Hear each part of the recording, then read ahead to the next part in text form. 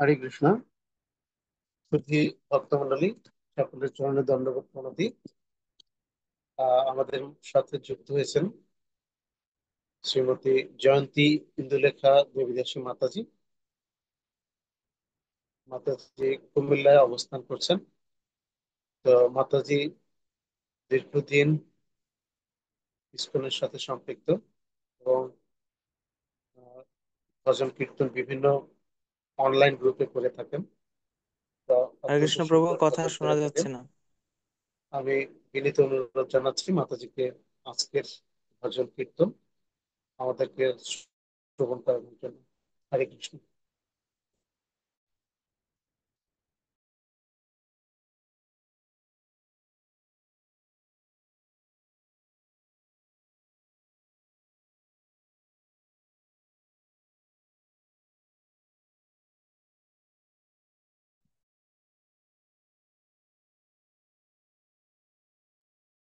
মাতাজি কৃপা করে শুরু করুন, অনেক লেট হয়ে যাচ্ছে আমাদের।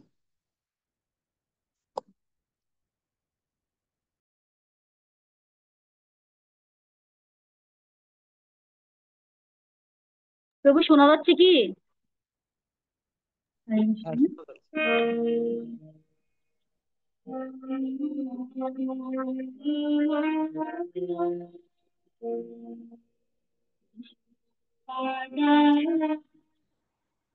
মাতাজি হারমোনিয়ামের সাউন্ড খুব কম দিলে ভালো শোনা যাবে।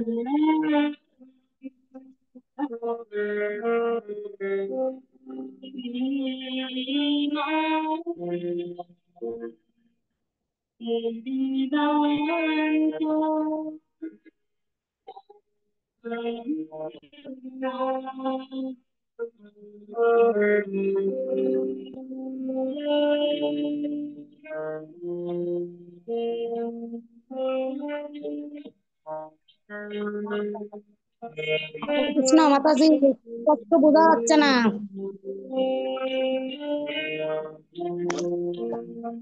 বলুন দেখি।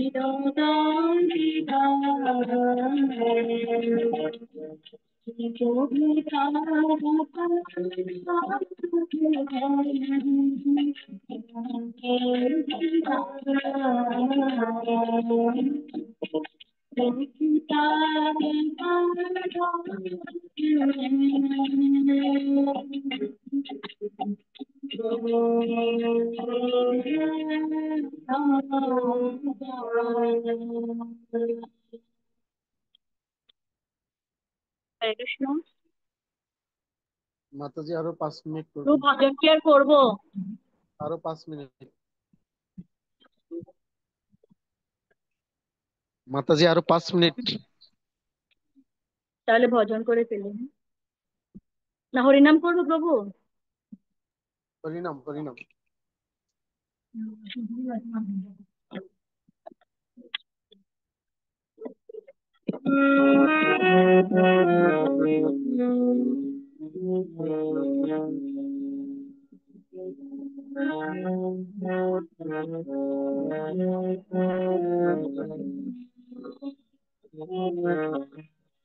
জয় গৌরাচা দেবে হরে, হরে কৃষ্ণ হরে হরে, গৌরাচা দেবে হরে, হরে কৃষ্ণ হরে হরে, হরে কৃষ্ণ হরে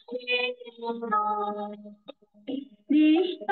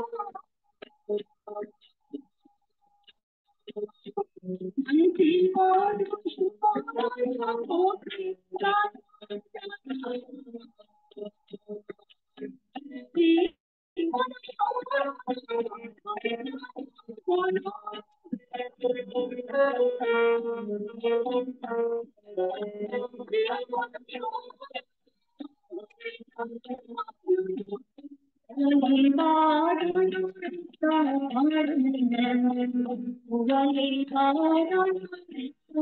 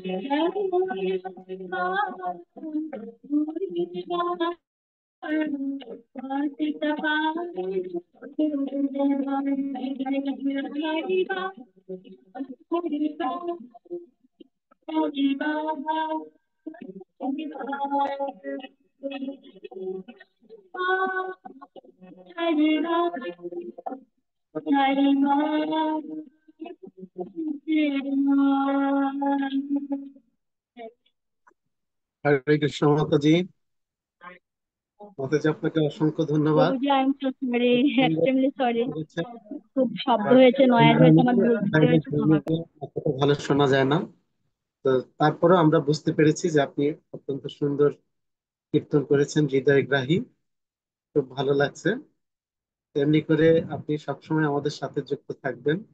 আমরা যখনই আপনাকে চাইবো যে আপনি কীর্তন করুন, আপনি আমাদের ডাকে সাড়া দিবেন, এই প্রার্থনা রাখছি আপনার কাছে। তো অসংখ্য ধন্যবাদ। আর মাতাজির জন্য আমরাও প্রার্থনা করছি। উনি ব্যক্তি জীবনে। প্রভুজি, কিছুই শোনা যায়নি।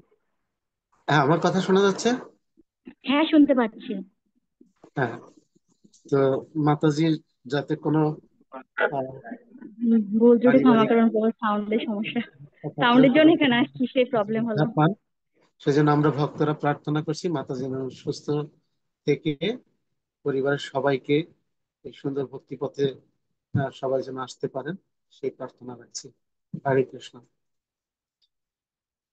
তো হরে কৃষ্ণ, আমি পরবর্তী কার্যক্রম শ্রীপদ শ্রীমান কিশোর গোপাল দাস প্রভুকে পরিচালনা করার জন্য বিনীত অনুরোধ জানাচ্ছি। আমাদের মাঝে উপস্থিত হয়েছেন শ্রীপদ সর্বমিত্র দাসাধিকারী প্রভু।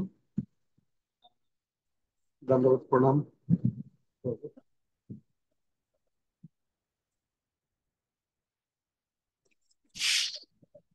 হরে কৃষ্ণ, হরি হরে বল। কৃষ্ণ। হরি বল। আহ, দণ্ডবত প্রণাম। আমি আমি সকলকে প্রণাম জানাচ্ছি। প্রথমে আমার ব্যক্তি জীবনের শিক্ষাগুরু, প্রথম আমার কলেজ জীবনে শ্রীমান সর্বমিত্র দাস প্রভুজি কৃপা করে এখানে যুক্ত হয়েছেন। আমি আমার শিক্ষাগুরু, আমার স্যারকে আমি বিনম্র প্রণাম জানাচ্ছি। সেই সাথে আমাদের ইসকন বাংলাদেশের আমাদের অত্যন্ত জ্যেষ্ঠতম একজন ভক্ত, মায়াপুর ইনস্টিটিউট ঢাকার অন্যতম পরিচালক এবং এই বৈদিক জ্ঞানের যিনি অন্যতম প্রশিক্ষক, আমাদের সবার শ্রদ্ধেয় শ্রীমান পতিত উদ্ধারণ গৌরদাস ব্রহ্মচারী প্রভু আজকে আমাদের এই মঙ্গলবারের অধিবেশনে মানব জীবনে কৃষ্ণ ভক্তি অনুশীলনের গুরুত্ব এই বিষয়ে প্রবচন প্রদান করে আমাদেরকে ধন্যাতিধন্য করার জন্য। প্রভু অনেক ব্যস্ত থাকেন। আমরা বেশ কয়েক সপ্তাহ যাবৎ প্রভুর শ্রীচরণে মিনতি করেছিলাম যে প্রভু আপনি আমাদের সাথে একটু কৃপা করুন। তা আপনি আজকে আপনাকে পেয়ে আমরা আনন্দে উদ্বেলিত হয়েছি এবং আমরা অধীর আগ্রহে অপেক্ষা করছি প্রভু আপনার জন্য। তো আমি আর সময় নষ্ট করব না প্রভু, আপনি কৃপা করে আমাদেরকে এই ভাগবত কথামৃত দ্বারা ধন্য করুন প্রভু। হরে কৃষ্ণ। হরে কৃষ্ণ, হরি বল। কীর্তনাদি তো হয়ে গেছে না? হ্যাঁ, কীর্তন সমাপ্ত হয়েছে, এবারে বচন শুরু। ওম অজ্ঞানতিমিরান্ধস্য জ্ঞানাঞ্জনশলাকয়া চক্ষুরুন্মিলিतं येन তস্मै শ্রীগুরুবে নমঃ। শ্রীচৈতন্যমনোভীষ্টাং স্থাপিतं येन ভূতলে স্বয়ং রূপ কদা মह्यं দদাতি স্বপদান্তিকं। বন্দেऽহং শ্রীগুরুं শ্রীযুতপদকমलं শ্রীগুরুन् বৈষ্ণবাংশ শিরোপং সগজ্জাতং সহগণ রঘুনাথান্বিতং তং সজীবম সাদ্বৈতং সাবধূতং পরিজন সহিতং কৃষ্ণ চৈতন্য দেবং রাধা কৃষ্ণ পাদান সহগণ ললিতা শ্রী বিশাখান্বিতং চ নমো বিষ্ণুপাদায় কৃষ্ণ পৃষ্ঠায় ভূতলে শ্রীমতে ভক্তিবেদান্ত স্বামিনিতি নামিনে নমস্তে সরস্বতী দেবে গৌরবাণী প্রচারিণে निर्विशेष शून्यवादी पश्चात देशतारि। नमो महावदनाय कृष्ण प्रेम प्रदायते कृष्णाय कृष्ण चैतन्य नाम्ने गौरतीशे नमो नमः। पंचतत्मात्मकं कृष्णं भक्तरूप स्वरूपकं भक्तावतारं भक्ताख्यं नय भक्त शक्तिकं। हे कृष्ण करुणा सिंधु दीनबंधु जगत्पते गोपेश गोपिका कांत राधाकांत नमस्तुते। तप्त कांचन गौरांगी राधे वृंदावनेश्वरी वृषभानुसुते देवी प्रणमामि हरिप्रिये। वृंदावै तुलसी देवै प्रियाय केशवस्य च विष्णु भक्ति देवी सत्यवत्यै नमो नमः। वंशाकल्पतरुभ्यश्च कृपा सिन्धुभ्यैव च पतितानां पावनेभ्यो वैष्णवेभ्यो नमो नमः। जय श्री कृष्ण चैतन्य प्रभु नित्यानंद श्री अद्वैत गदाधर श्रीवासादि गौर भक्त वृंद। हरे कृष्ण कृष्ण कृष्ण हरे हरे हरे राम राम राम हरे हरे। हरे कृष्ण। আমাদের শাস্ত্রে বলা হয়েছে এই যে আমাদের যে জীবন, মনুষ্য জীবন, তা হচ্ছে সুদুর্লভ। তা মূলত এই মনুষ্য জন্ম কেন সুদুর্লভ, এ বিষয়টাকে আমাদের আগে ভালো করে উপলব্ধি করা দরকার। কারণ এই পৃথিবীতে নানা প্রজাতির এরকম জীব রয়েছে, বা আত্মা তার কর্মফল অনুযায়ী সেরকম 84 লক্ষ জনিতে ভ্রমণ করে। ভ্রমণ করতে করতে করতে করতে ঠিক প্রায় সে 80 লক্ষ জনই কীট পতঙ্গ, পশু, পাখি এই সমস্ত জন্মে তার জীবন অতিবাহিত করে। তারপর যখন সে মনুষ্য জন্ম লাভ করে, সেই মনুষ্য জন্ম হচ্ছে, তবু সেই জন্ম হবার 4 লক্ষ প্রকারে। কিন্তু 4 লক্ষ প্রকারে যে মনুষ্য জন্ম লাভ করে, তার মধ্যে অসভ্য, আংশিক সভ্য, অর্ধ সভ্য, তারপরে হচ্ছে সভ্য। ঠিক এভাবে যখন মানুষ সভ্যতা অর্জন করে, তারপরে তারা জ্ঞান অনুসন্ধানের মাধ্যমে আসলে তত্ত্বত কিছু বিষয় অনুসন্ধান করা শুরু করে, যে আসলে এই জগৎ সৃষ্টির কারণ কি, এবং আসলে এই জগৎ কিভাবে এখানে এসেছে, বা এই জগতের বিচিত্র ধরনের জীব প্রজাতি তারা কিভাবে এসেছে। ঠিক সেই সমস্ত তত্ত্ব অনুসন্ধান করতে গিয়ে মানুষ প্রথম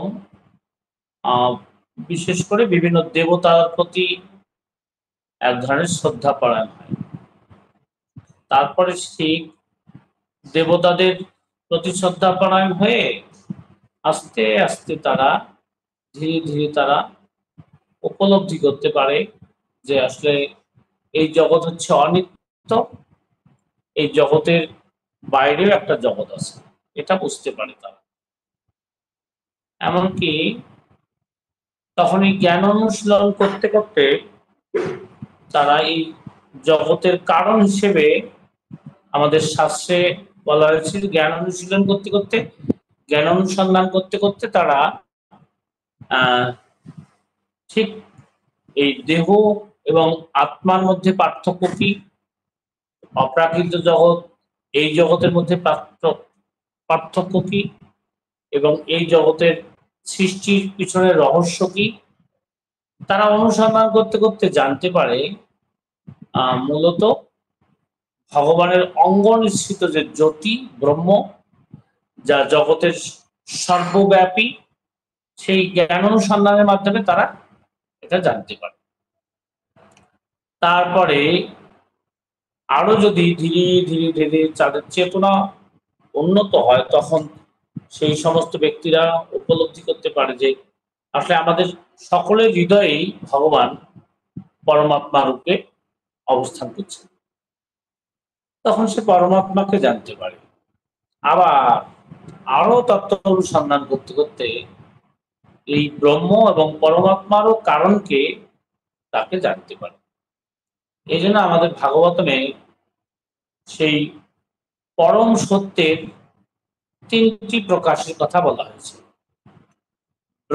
ব্রহ্মেতি, পরমাত্মেতি, ভগবানেতি শব্দতে। ভগবানের সেই পরম সত্যের 3টি প্রকাশ, ব্রহ্ম, পরমাত্মা এবং ভগবান। সে ব্যাপারে শ্রীমদ্ ভগবত গীতায় ভগবান শ্রীকৃষ্ণ বলেছেন, বহুনাং জন্ম নামায়ন্তে জ্ঞানবান মাম প্রপদ্যন্তে বাসুদেব সর্বমিতি সমহাত্মা সুদুর্লভ।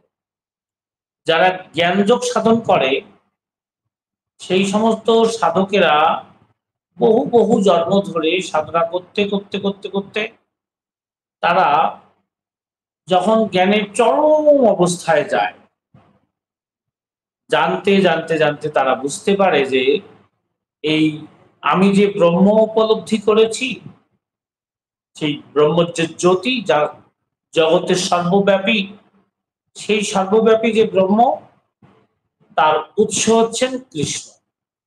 এবং পরমাত্মবাদীরা তখন বুঝতে পারে যে ঠিক আমাদের হৃদয়ে যে পরমাত্মা রূপে শঙ্খ চক্র গদা পদ্মধারী রূপে যে ভগবান আমাদেরকে দর্শন দিচ্ছেন যোগ সাধনা করতে করতে, আসলে সেই পরমাত্মারও উৎস হচ্ছেন কৃষ্ণ। এই জন্য এখানে কৃষ্ণ নিজেই বলেছেন বাসুদেব সর্বমিতি স মহাত্মা সুদুর্লভ। আসলে ভগবান নিজেই তিনি উল্লেখ করেছেন যে যে সমস্ত জীবেরা, যে সমস্ত ব্যক্তিরা এরকম জ্ঞান অনুশীলন করতে করতে, ধ্যান অনুসন্ধান করতে করতে, ধ্যান যোগ সাধন করতে করতে তাদের চরমে যখন তারা গভীর ভাবে অনুধাবন করতে পারে বাসুদেব ও সর্বমিতি, মানে বাসুদেব কৃষ্ণ, তার থেকে এই জগতের সকল কিছু উৎপত্তি হয়েছে, তিনি হচ্ছেন পরম সত্য। এই কৃষ্ণ যখন তারা কৃষ্ণই যে পরম সত্য, এটা যদি জানতে পারে কেউ, তাহলে কৃষ্ণ নিজে বলেছেন যে স মহাত্মা সুদুর্লভ। বাসুদেব সর্বমিতি, বিশ্বাস কৃষ্ণকে যদি কোনো ব্যক্তি জানতে পারে, তত্ত্ব বুঝতে পারে, তাহলে তাকে বলা হয়েছে বাসুদেব সর্বমিতি স মহাত্মা সুদুর্লভ। তিনি হচ্ছেন স মহাত্মা, তিনি হচ্ছেন মহাত্মা, এবং এই ধরনের মহাত্মা এই জগতে সুদুর্লভ। তাহলে বুঝতে হবে যে জ্ঞান যোগী সাধারণত প্রথম সভ্য মানুষ, তারপরে হচ্ছে কর্মী, যারা যে সমস্ত লোকেরা কোনো কর্ম করে, এমনকি ভগবত বিষয়ক কর্ম করে, কিন্তু দেবতা পূজা করে, কিন্তু আসলে তারা নিজের স্বার্থের জন্য করে, যে আমি কি পাবো, আমি কি পাবো, এই জন্য তাদেরকে কর্মী বলা হচ্ছে। এমনকি ভগবত ভক্তি করেও তারা সেটার কর্মের ফল ভোগ করতে চায়, তাদেরকে কর্মী বলা হয়েছে। আর জ্ঞানী যারা তত্ত্বতভাবে উপলব্ধি করতে পারে যে এই জগতের সকল কিছু অনিত্য এবং এমনকি দেহটাও অনিত্য, তারা সেই ব্রহ্মের সাথে লীন হতে চায়। আর আরো একটা স্তর অতিক্রম করলে যারা পরমাত্মাবাদী, তারা সেই পরমাত্মার ধ্যানে মগ্ন হয়। আর যখন কোনো জীব জানতে পারে যে বাসুদেব কৃষ্ণই হচ্ছেন একমাত্র পরম তত্ত্ব, তখন তারা তার মহিমা জেনে তার চরণে লুটিয়ে পড়ে তার সেবায় যুক্ত হতে চায়। এই ব্যাপারে মহাপ্রভু অনেক সুন্দর একটা কথা বলেছেন। সেটা হচ্ছে মহাপ্রভুর শিক্ষা এই ব্যাপারে অনেক সুন্দর কথা বলেছেন। তিনি বলেছেন জ্ঞান যোগ ভক্তি তিন সাধনের বশে ব্রহ্ম আত্মা ভগবান ত্রিবিধ প্রকাশে। চৈতন্য মহাপ্রভু বলছেন জ্ঞান যোগ ভক্তি ত্রিবিধ প্রকাশে। ঠিক এরকম জ্ঞান যোগ, ধ্যান যোগ এবং ভক্তি যোগ, এই তিন ভাবে যোগের তিনটি স্তরে বিভক্ত করা হয়েছে। ত্রিবিধ প্রকাশ, জ্ঞান যোগ ভক্তি তিনটি প্রকাশ, আর সাধনার তিনটি প্রকাশ, জ্ঞান যোগ এবং ভক্তি। কথা বলে মহাপ্রভু বলছেন জ্ঞান যোগ ভক্তি ত্রিবিধ প্রকাশে ব্রহ্ম আত্মা ভগবান জ্ঞান যোগ ভক্তি ত্রিবিধ, আসলে আমি ভুল বলছি মনে হয়। জ্ঞান যোগ ভক্তি ত্রিবিধ প্রকাশ হচ্ছে না আমার আচ্ছা আমি বলতে পারবো মনে হয়। আসলে জ্ঞান যোগ ভক্তি ত্রিবিধ প্রকাশে ব্রহ্ম আত্মা ভগবান, জ্ঞান যোগ ভক্তি ত্রিবিধ, জ্ঞান যোগ ভক্তি যোগ ত্রিবিধ সাধনে ব্রহ্ম আত্মা ভগবান ত্রিবিধ প্রকাশে। আচ্ছা, তার মানে সাধনার তিনটি স্তর। কেউ জ্ঞান যোগের মাধ্যমে অনুসন্ধান করে, কেউ ধ্যান যোগের মাধ্যমে অনুসন্ধান করে, কেউ ভক্তি যোগের মাধ্যমে ভগবানকে সন্তুষ্ট করে।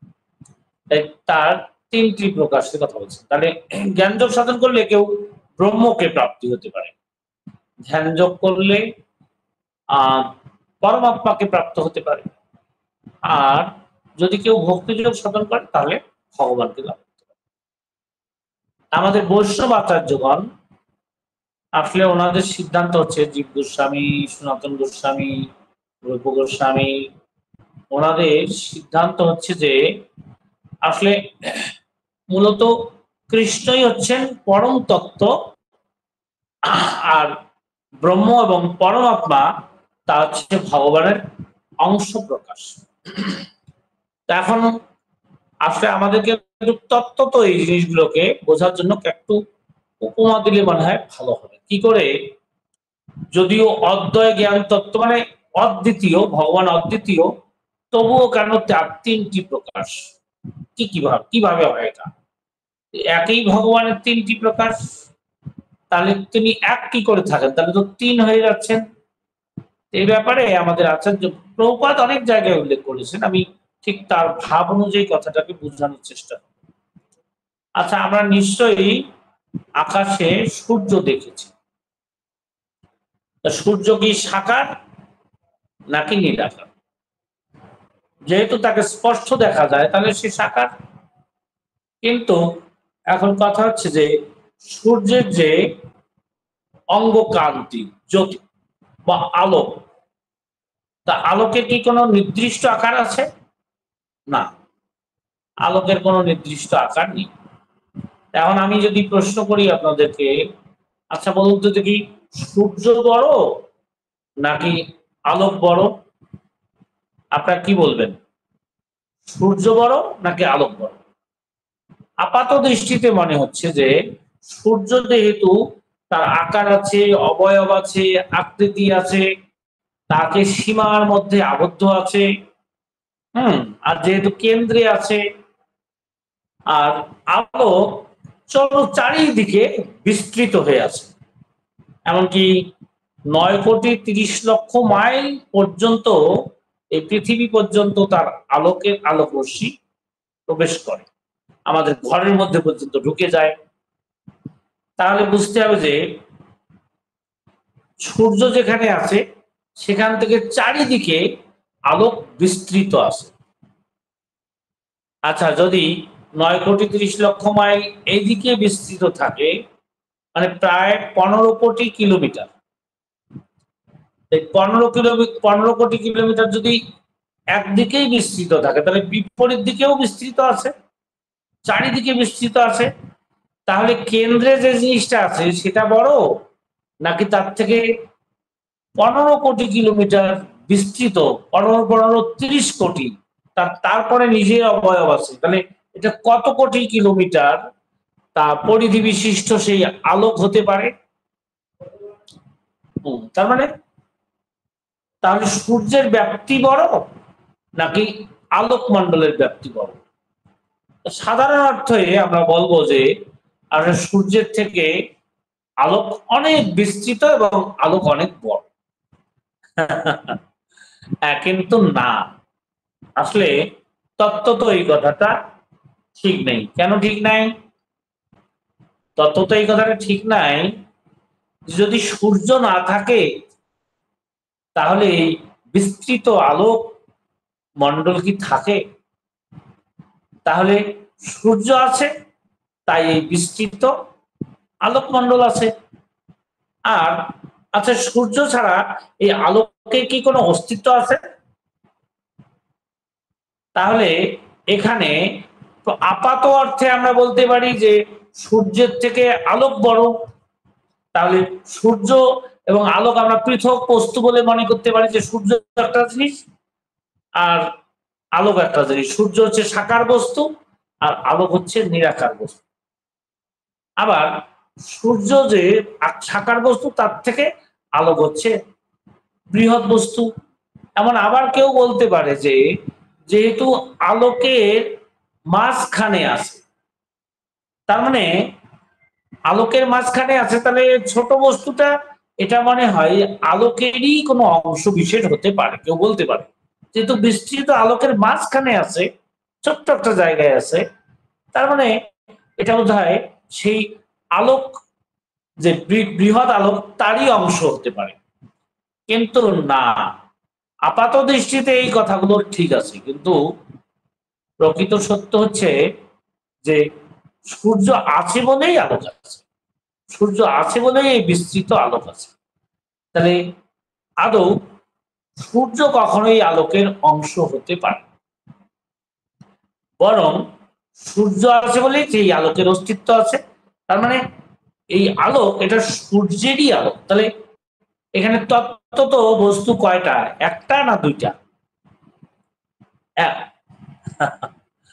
ঠিক এরকম যারা ব্রহ্মবাদী তারা এরকম কখনো কখনো বলতে পারে যে ভগবান ব্রহ্মস্বরূপে কোটি কোটি কোটি কোটি কোটি কোটি ব্রহ্মাণ্ডের সর্বত্রই আছে, আর কৃষ্ণ সে তো একটা ছোট্ট বালক, এরকম শুধুমাত্র বাঁকা অঙ্গভঙ্গিতে এরকম সে একটা বাঁশি নিয়ে কদম্ব ডালের হেলান দিয়ে সে বাঁশি বাজাচ্ছে। তাহলে সেদিক থেকে যে কোটি কোটি ব্রহ্মাণ্ডে যার অস্তিত্ব আর একজন কদম্ব গাছের মধ্যে হেলান দিয়ে বাঁশি বাজায়, তার মধ্যে কত বড় পার্থক্য হতে পারে? তাহলে কে বড়?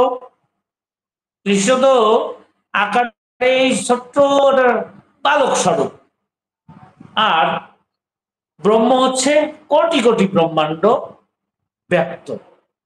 তাহলে কে বড় হয়? কোটি কোটি ব্রহ্মাণ্ড ব্যাপী যে ব্রহ্মজ্যোতি, ব্রহ্মজ্যোতি যার অস্তিত্ব সে বড়, নাকি এই কদম্ব গাছে হেলান দিয়ে বাঁশি বাজাচ্ছে ওই ছোট্ট একটা বালক বড়? কে বড় হয়? হ্যাঁ, ঠিক এ কারণে ব্রহ্মবাদীরা আসলে কখনো কখনো তারা বলতে চায় যে হ্যাঁ আমরা কৃষ্ণকে মানি। হ্যাঁ, কৃষ্ণকে আমরা কিভাবে মানি? যে আসলে কৃষ্ণকে ভগবান আমার বলতে কোনো সমস্যা নেই, ব্রহ্মবাদীদের বলতে চায় তারা। কেন? যে কৃষ্ণের যে হৃদয়ে যে ব্রহ্ম সত্তা আছে, তাই কৃষ্ণের অস্তিত্ব আছে। যদি সেটা না থাকে, আমাদের যেমন আত্মা চলে গেলে আমরা মৃত, আর আমাদের কোনো অস্তিত্ব থাকে না। ঠিক এই ব্রহ্ম যেহেতু সর্বব্যাপী সব জায়গায় আছে, তার মানে কৃষ্ণের মধ্যেও সেই ব্রহ্ম আছে। তারা এরকম যুক্তি দেখাতে চায়। এই জন্য কৃষ্ণ মানে ব্রহ্ম হচ্ছে সর্ববৃহৎ পরম ব্রহ্ম, আর কৃষ্ণের মধ্যেও সেই ব্রহ্মের অংশ আছে, এরকম তারা যুক্তি দেখাতে পারে। কিন্তু না, আমরা এই সূর্যের উপমা থেকে আমরা এটা বলতে পারি যে যেহেতু যেমন সূর্য যদিও আকৃতিতে ছোট, কিন্তু এই যে আলোকমণ্ডলের যে উৎস হচ্ছে সূর্য, এই সাকার সূর্য আছে বলেই নিরাকার আলোক আছে। ঠিক তদনুরূপ কৃষ্ণ পরমেশ্বর ভগবানের চেয়ে গোলক বৃন্দাবনে যিনি যে অবস্থান করছেন, তার অঙ্গ জ্যোতির দ্বারা তার নিজের যে মুখমণ্ডলের জ্যোতি, অঙ্গের যে জ্যোতি, তার দ্বারা তিনি কোটি কোটি ব্রহ্মাণ্ডে সর্বব্যাপী। এটা তার শরীরের জ্যোতির প্রকাশ। আর সেই কৃষ্ণই আবার প্রত্যেকটা জীবের হৃদয়ে পরমাত্মা রূপে, অংশ স্বরূপে, সাংশ স্বরূপে সকলের হৃদয়ে বর্তমান। তাহলে আমরা ঠিক তত্ত্ব তো আমাদের পরম তত্ত্ব কি, পরম তত্ত্বের ঠিক সেই অদ্বয় তত্ত্ব কি, অদ্বিতীয় তত্ত্ব কি, সেই তিনি হচ্ছেন কৃষ্ণ। সেই কৃষ্ণেরই অঙ্গনিশ্চিত জ্যোতি হচ্ছে ব্রহ্ম, আর তার অংশ প্রকাশ হচ্ছে পরমাত্মা। তাহলে এখানে তত্ত্ব কি একটা আসলো না তিনটা হয়ে গেল? কোনটা হলো? এই অদ্বয় জ্ঞান তত্ত্বের তিনটি প্রকাশ।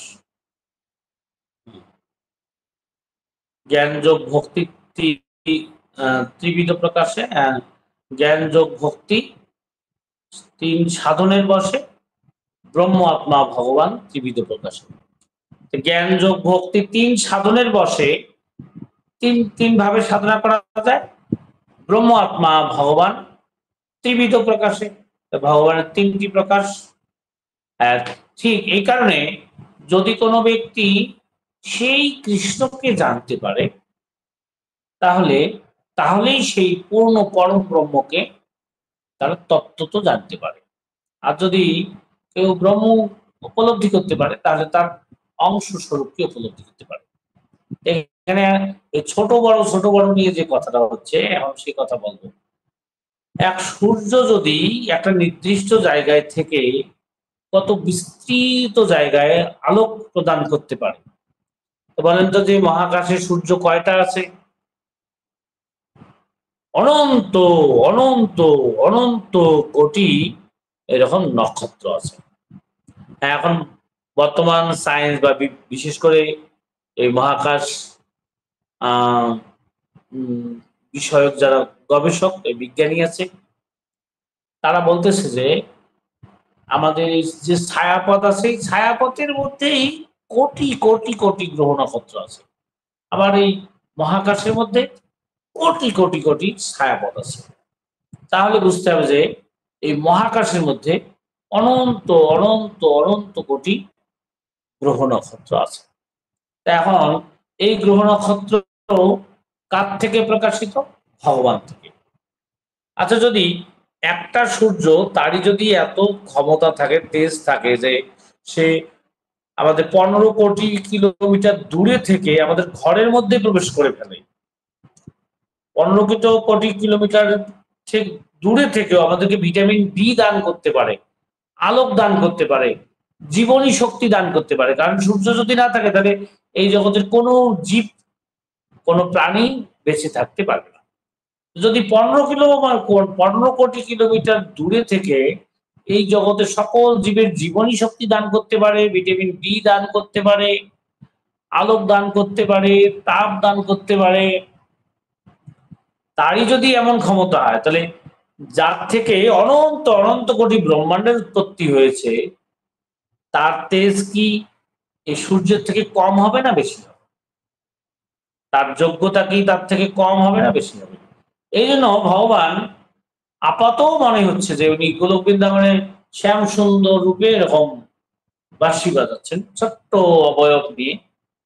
তিনি যেহেতু সর্বশক্তিমান, তাহলে তিনি ওখানে থেকেই অনন্ত অনন্ত কোটি ব্রহ্মাণ্ডের সকল জায়গায় তিনি বিস্তৃত হয়ে অবস্থান করতে পারেন। এই হচ্ছে ব্রহ্ম। আর যত জীব আছে সকলের হৃদয়ে তিনি অবস্থান করতে পারেন। আমি একটা আধুনিক সাধারণ লজিক আপনাদেরকে দান করবো। যে আধুনিক লজিকটা হচ্ছে এই, যখন যেমন জল, বলেন তো যে জলের মূল উপাদান কি? জল মূলত কি? হাইড্রোজেন এবং অক্সিজেন, H2O। তাহলে আচ্ছা, একই জলের আবার কয়েকটা স্বরূপ হতে পারে? 3টি স্বরূপ হতে পারে। কি কি? যখন সে বায়বীয় অবস্থায় আছে, হাইড্রোজেন অক্সিজেন পৃথক, তখন তাকে দেখা যায় না, এমনকি স্পর্শ করা যায় না, কিন্তু এটা হচ্ছে বায়বীয় স্বরূপ। আবার ঠিক ওই বায়বীয় বস্তুটাই সে যখন মিশ্র হয়, শীতল হয়ে যায়, তখন সেটা হচ্ছে জলে পরিণত হয়। তাহলে তরল রূপ, বায়বীয় রূপ, তরল রূপ। আচ্ছা, এটাকে যদি আমরা ফ্রিজে রাখি, একটু শীতল হয়ে যায়, ঠান্ডা হয়ে যায়, তাহলে ওই জলটা কি হয়ে যাবে? সাকার হয়ে যাবে। ঠিক এক জড় পদার্থ হাইড্রোজেন অক্সিজেন, তারই যদি 3টি স্বরূপ হতে পারে, 3টা রূপ হতে পারে, বায়বীয়, তরল এবং কঠিন, 3টা রূপ হতে পারে এই হাইড্রোজেন এবং অক্সিজেনের, তাহলে স্বয়ং ভগবান তাহলে তিনি 3টি স্বরূপে প্রকাশিত হতে পারবেন কিনা? নিঃসন্দেহে তিনি তার 3টি স্বরূপে প্রকাশিত হতে পারবেন, সে ব্যাপারে কোনো সন্দেহ থাকার কথা না। এই হচ্ছে ভগবানের সেই অদ্বয় জ্ঞান তত্ত্বের সেই অদ্বিতীয় স্বরূপ, সেই পরমেশ্বর ভগবান শ্রীকৃষ্ণ। তাকে আরাধনাটা কেন এই জগতে সব থেকে বেশি গুরুত্বপূর্ণ এবং এই মনুষ্য জীবনে তার আর একটা কথা, কারণ চৈতন্য মহাপ্রভু সাথে যখন সনাতন গোস্বামী কিন্তু তার বাক্যালাপ হয়েছে এর সাথে, এটা হচ্ছে কাশীতে, তখন সনাতন গোস্বামী জিজ্ঞাসা করেছেন যে কে আমি কেন মোরে যারে তাপত্রয় ইহা নাহি জানি কেমনে হিত হয়, আপনার হিতাহিত কিছুই না জানি, কৃপা করে সব তত্ত্ব কহত আপনি। মহাপ্রভু তখন সেখানে কি বলেছেন, জীবের স্বরূপ হয় কৃষ্ণের নিত্য দাস, কৃষ্ণের তটস্থা শক্তি ভেদ অভেদ প্রকাশ। প্রত্যেকটা জীব স্বরূপগত ভাবেই তারা হচ্ছে কৃষ্ণের নিত্য দাস। তিনি বলেন নাই যে ব্রহ্মের দাস, পরমাত্মার দাস, এটা বলেননি। আবার ভগবান শ্রীকৃষ্ণ শ্রীমদ্ ভগবত গীতায় তিনি কি বলেছেন, ভক্ত মাভি জানাতি। আসলে কে আমাকে জানতে পারে? তিনি কি বলছেন যে ব্রহ্মবাদী মাভি জানাতি, জ্ঞানী মাভি জানাতি, যোগী মাভি জানাতি। তিনি বলেছেন ভক্ত মাভি জানাতি। আসলে মূলত তত্ত্বত ভক্তই একমাত্র ভগবানকে সম্যকভাবে জানতে পারে। কারণ কি, আসলে এখানে একটা জিনিস আছে যে যারা ব্রহ্মবাদী তারা নিজের জ্ঞানের বলে ভগবানকে জানতে চায়, নিজের সাধনার বলে, নিজের সাধনার শক্তির বলে ভগবানকে তত্ত্বত জানতে চায়। এবং যোগীরাও তারাও নিজেরা নিজেদের কঠোর সাধনা করে সাধনার বলেই ভগবানকে জানতে চায়। আচ্ছা বলুন তো দেখি, যে যিনি সেই পরম সত্য, পরম ব্রহ্ম, তিনি বিভু শক্তি। আচ্ছা আমার মতো এই ক্ষুদ্র জীব আমার সাধনা বলে, আমার জ্ঞান বলে, আমার ধ্যান বলে আমরা কি তাকে তত্ত্ব, সেই বিভু তত্ত্বকে জানতে পারি? সেই পরম তত্ত্বকে আমাদের কি সেই যোগ্যতা আছে যে এত সাধনা করব যে সেই সাধনা করে সেই ভগবানকে জানবো, এমন জ্ঞান অর্জন করবো যে জ্ঞানের মাধ্যমে তাকে তত্ত্ব তো জানবো? না, আসলে প্রত্যেকটা জীব যে কতটা ক্ষুদ্রাতি ক্ষুদ্র এই মহাবিশ্বের মানে পরম সত্যের কাছে, যে সে যে কতটা ক্ষুদ্রাতি ক্ষুদ্র, কতটা নগণ্য, সে নিজেই উপলব্ধি করতে পারে না। আর সে ভাবতেছে যে তার জ্ঞান শক্তির বলে সে তাকে জানবে। আবার একজন বলছে তার ধ্যান শক্তির মাধ্যমে তাকে তত্ত্ব তো জানবে। হ্যাঁ, এটা কি সম্ভব? না। এই জন্যই তাদের নিজের জ্ঞানের উপর তাদের এরকম এক ধরনের আস্থা যে আমরা জ্ঞান বলে তাকে জানবো। কেউ ভাবছে যে ধ্যান বলে আমরা তাকে জানবো। হ্যাঁ, কিন্তু আদৌ তাকে জানা যে অসম্ভব। এ ব্যাপারে একটা সুন্দর কথা আছে। এই সুন্দর কথাটা হচ্ছে, একদিন যে আমরা তো সাধারণ জীব, আমরা যারা জানতে চাচ্ছি, আমাদের এই সমস্ত জীবের যিনি উৎস, সেই আমাদের আদি পিতা যে ব্রহ্মা, যাকে ভগবান প্রথম জীব রূপে সৃষ্টি করে বেদের সমগ্র জ্ঞান দান করেছেন, বৈদিক শাস্ত্রের সমগ্র জ্ঞান যাকে তিনি তত্ত্ব তো জানিয়েছেন, সেই ব্রহ্মা নিজে ভগবানের কাছে একদিন বলছেন, হে প্রভু, আসলে আমি তোমাকে জেনেছি। তা ভগবান তখন হাসতেছিলেন যে তুমি কি আমাকে জেনেছ, সত্যি সত্যি জেনেছ? তখন ব্রহ্মা বলছে, হ্যাঁ আমি জেনেছি। তখন ভগবান আবার হাসলেন যে তুমি কি আসলেও সত্যি জেনেছ? তখন ব্রহ্মা বলছেন যে হ্যাঁ আমি জেনেছি। তা আপাত মনে হতে পারে যে ব্রহ্মা মনে হয় তার এই ভগবানের কাছে এই তত্ত্ব কথা শুনে বৈদিক শাস্ত্রের সমগ্র জ্ঞান অর্জন করে সাধনা করে ভগবানকে জেনেছেন, এরকম মনে হচ্ছে। কিন্তু না, তার উত্তরটা অন্যরকম ছিল। তখন ভগবান বলছেন তুমি জেনেছ? তখন ব্রহ্মা এবার বলছেন যে হ্যাঁ আমি জেনেছি, কিন্তু আমি কি জেনেছি? যে তোমাকে কেউ জানতে পারে না। তোমাকে আমি এটা জেনেছি যে তোমাকে কেউ জানতে পারে না, তোমাকে জানা যায় না। তুমি এত বিভু শক্তি যে আদৌ আমার মতো সামান্য জীব, সাধারণ ব্যক্তি সাধনা করে কোনোভাবেই আমার জ্ঞান দৃষ্টিতে তোমাকে জানা যায় না। তাই ব্রহ্মা নিজে বলেছেন যে উনি জেনেছেন কি জেনেছেন? উনি জানতে জানতে জেনেছেন যে তাকে জানা যায় না। আর আমরা ব্রহ্মার পিতামহ ব্রহ্মা, তাকে আদি পিতা ব্রহ্মা, তিনি জানেন না তার, যার কাছে ভগবান সমগ্র বেদের জ্ঞান দান করেছেন, বৈদিক শাস্ত্রের জ্ঞান, উনি বলছেন যে আমি জানতে জানতে জানছি যে তোমাকে জানা যায় না।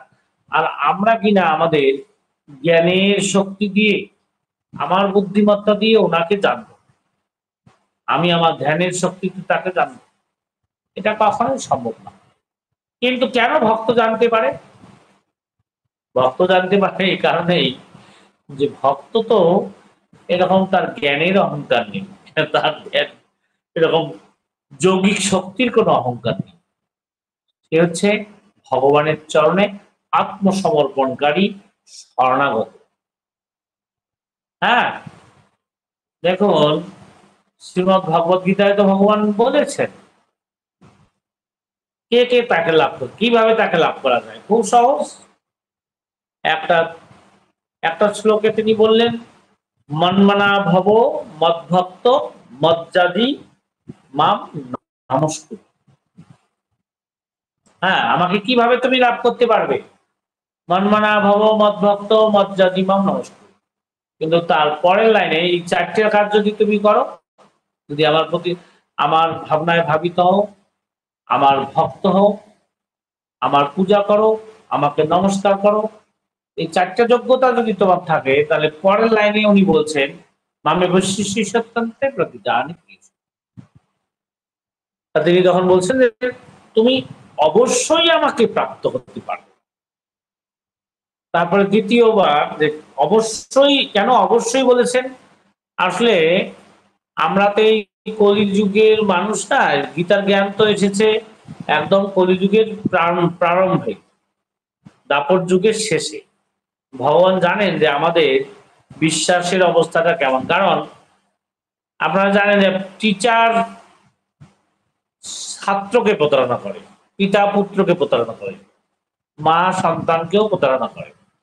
এই জন্য একটা কথা বলে যে হ্যাঁ তুমি তুমি আমাকে পাবে, তা আমার হয়তো ওই ধরনের বিশ্বাসে হবে, মা আমাকে কতবার বলছে এটা দেবো, এটা পাবে, বাবা বলছে, টিচার এটা বলছে, কত লোক কতবার বলছে, কিন্তু কই তারা তো দেয় না।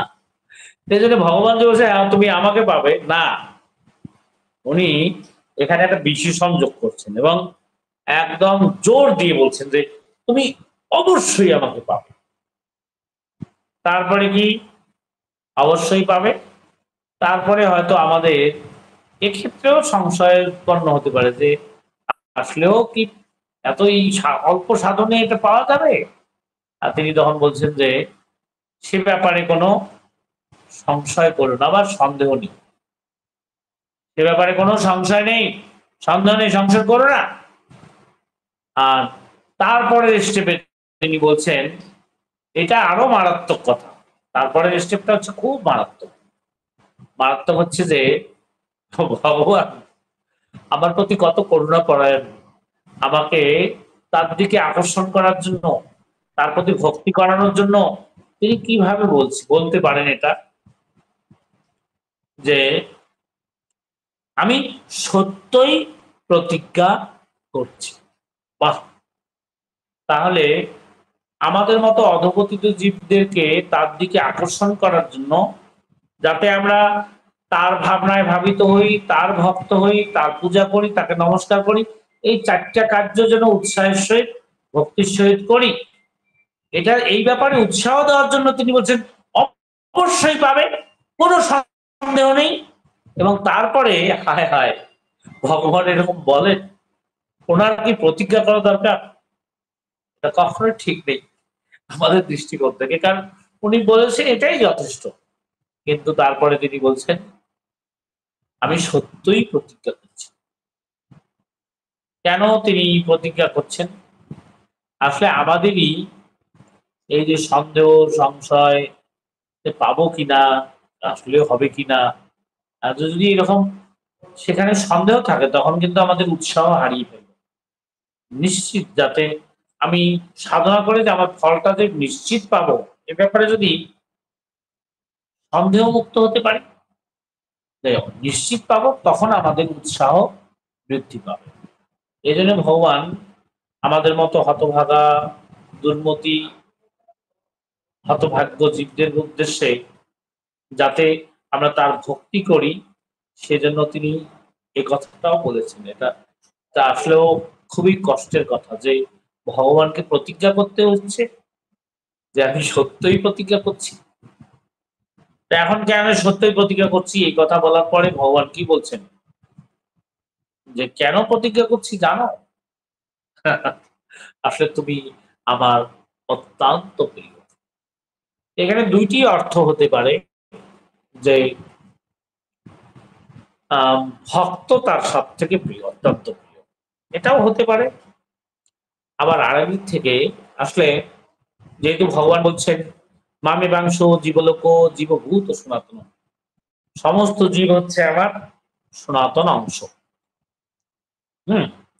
আমরা যেহেতু ভগবান, প্রত্যেকটা জীব যেহেতু ভগবানের সনাতন অংশ, সেদিক থেকেও আসলে তার সাথে তো আমার সম্বন্ধ আছে, নিত্য সম্বন্ধ আছে তার সাথে। আমরা তো তারই প্রকাশ, তারই অংশ। যেমন কোন পিতা এবং মাতা সারা জীবন কঠোর পরিশ্রম করে, কিন্তু তার সমস্ত পরিশ্রমের ফলটা কাকে দান করে? তার সন্তানদেরকে দান করে। আসলে যদি তাকে অত্যন্ত প্রিয় বলে মনে না করে, তাহলে তার সর্বস্ব কি তাকে দিতে পারে? যেহেতু আমরা আমাদের পিতামাতার অংশ, তার শরীর থেকেই আমাদের প্রকাশ হয়েছে, এই জন্য আমরা পিতামাতার অত্যন্ত প্রিয়। ঠিক এটার সাথে একটু যোগ করলে হবে যে যেমন পিতামাতারা যেমন তার সন্তানকে অত্যন্ত প্রিয় বলে মনে করে, তাকে সর্বস্ব তাকে দান করে, ঠিক ভগবানও আসলে আমরা যেহেতু তার তার অংশ, মামেবাংশ, আমার অংশ, সমস্ত জীব যেহেতু তার অংশ, এই জন্য ভগবান তিনি এই অর্থেও বলতে পারেন যে তুমি আমার অত্যন্ত প্রিয়, তুমি তো আমারই থেকে প্রকাশিত, আমারই। এই জন্য তিনি হয়তো এটা বলতে পারেন যে অত্যন্ত প্রিয়। আর একটা যে এই যেহেতু চারটা কথা বলেছে, মন্মনা ভব মদ্ভক্ত মজ্জাজি নমস্কার, যারা এই ভগবত ভক্তির পথে যায় সে অত্যন্ত প্রিয়। হ্যাঁ, এই ব্যাপারে একটা ব্যাখ্যা যেতে পারি আমরা যে কোন সন্তান হয়তো পিতার প্রতি শ্রদ্ধাপরায়ণ নাও হতে পারে, তখন হয়তো পিতা তার প্রতি, যদি তার 4টে পুত্র থাকে, যদি আদেশ পালন না করে, তার প্রতি শ্রদ্ধাপরায়ণ না হয়, ভক্তিপরায়ণ না হয়, হয়তোবা তার প্রতি যদি প্রবল বিশ্বাস না থাকে, শ্রদ্ধা না থাকে, তখন হয়তো তার হৃদয়ে তার প্রতি বিগলিত হবে না। কিন্তু যদি কোনো পুত্র তার পিতার প্রতি একান্ত শরণাগত থাকে, বা তার প্রতি যথেষ্ট শ্রদ্ধাপরায়ণ হয়, আপনি 4টার মধ্যে তাকেই হয়তো বললো যে তুমি আমার অত্যন্ত প্রিয়। সন্তান তো প্রিয় হয়নি সবার, কিন্তু তার মধ্যে হয়তো তাকে বলবে। আমার মনে হয় যে দুদিক থেকে আমরা এটা বিচার করতে পারি যে যেহেতু আমরা তারই অংশ, সেদিক থেকে আমরা তার প্রিয়। কিন্তু প্রিয় কি করে আমরা যদি তার প্রতি সম্পূর্ণরূপে শরণাগত না হই? যেহেতু পরের শ্লোকে তিনি বলেছেন সর্বধর্মান পরিত্যাজ্য মামেকং শরণং অহং ত্বাং সর্বপাপেভ্যো মোক্ষয়িষ্যামি মা শুচি। এই সর্বধর্ম বলতে এখানেই মনে হয় এই বিচারটা ঠিক হবে, কারণ সর্বধর্মান বলতে কর্মচেষ্টা, জ্ঞান চেষ্টা, ধ্যান চেষ্টা, এটাকেও এই এক একটা ধর্ম বলা হচ্ছে। সেটাও ধর্ম। কেউ যদি কর্মযোগ সাধন করতে চায় এটাও তো ধর্ম, কেউ যদি জ্ঞান যোগ সাধন করতে চায় সেটাও ধর্ম, ধ্যান যোগ সাধন করতে চায় এটাও ধর্ম। হ্যাঁ, কিন্তু সর্বধর্মান পরিত্যাজ্য মামেকং শরণং ব্রজ, তার অহং ত্বাং সর্বপাপেভ্যো মোক্ষয়িষ্যামি মা শুচি। দুটি শ্লোকের আমার মনে হয় যে যদিও 65 নাম্বার 66 নাম্বার শ্লোক, 65 নাম্বার শ্লোকে যে বলা হয়েছে মন্মনা ভব মদ্ভক্ত মজ্জাতি মাম নমস্কুরু, আর 66 নাম্বার শ্লোকে যাই বলা হচ্ছে যে সর্বধর্মান পরিত্যাজ্য। আমি আবার আর একটু এখানে কথা বলবো যে ভগবান যে কথাটা বলেছেন, আমার মনে হয় যে আমরা একটা বিচার করতে পারি যে 66 নাম্বার শ্লোকটা যদি আমরা আগায় নেই আর 65 নাম্বারটা যদি পিছায় নেই তাহলে মনে হয় আরো ভালো হবে। কি 66 নাম্বার শ্লোকে সর্বধর্মান পরিত্যাজ্য মামেকং শরণং ব্রজ, কি এই কর্মচেষ্টা, জ্ঞান চেষ্টা, তারপরে ধ্যান চেষ্টা, এই সমস্ত ধর্মকে পরিত্যাগ করে একমাত্র কেবল তার চরণে শরণাগত হয়ে তার ভাবনায় ভাবিত, তার ভক্ত, তার সেবা, তার প্রতি ভক্তি পরায়ণ। তার মানে এভাবেও আমরা শ্লোকটাকে ব্যবহার করতে পারি যে প্রথম আত্মসমর্পণ করা, করে তারপরে, কারণ মন্মনা ভব মদ্ভক্ত মজ্জাজি নমস্কুরু, এটা তো যদি আমার কর্মচেষ্টা, জ্ঞান চেষ্টা, ধ্যান চেষ্টা থাকে তাহলে তো মন্মনা ভব হবে। আমার মনে হয় যে আমরা প্রথম 66 নাম্বার শ্লোকটাকে আগে ব্যবহার করতে পারি। সর্বধর্মান পরিত্যাজ্য মামেকং শরণং ব্রজ, অহং ত্বাং সর্বপাপেভ্যো মোক্ষয়িষ্যামি মা শুচি। তার সমস্ত পাপ থেকে তিনি মুক্ত করবেন।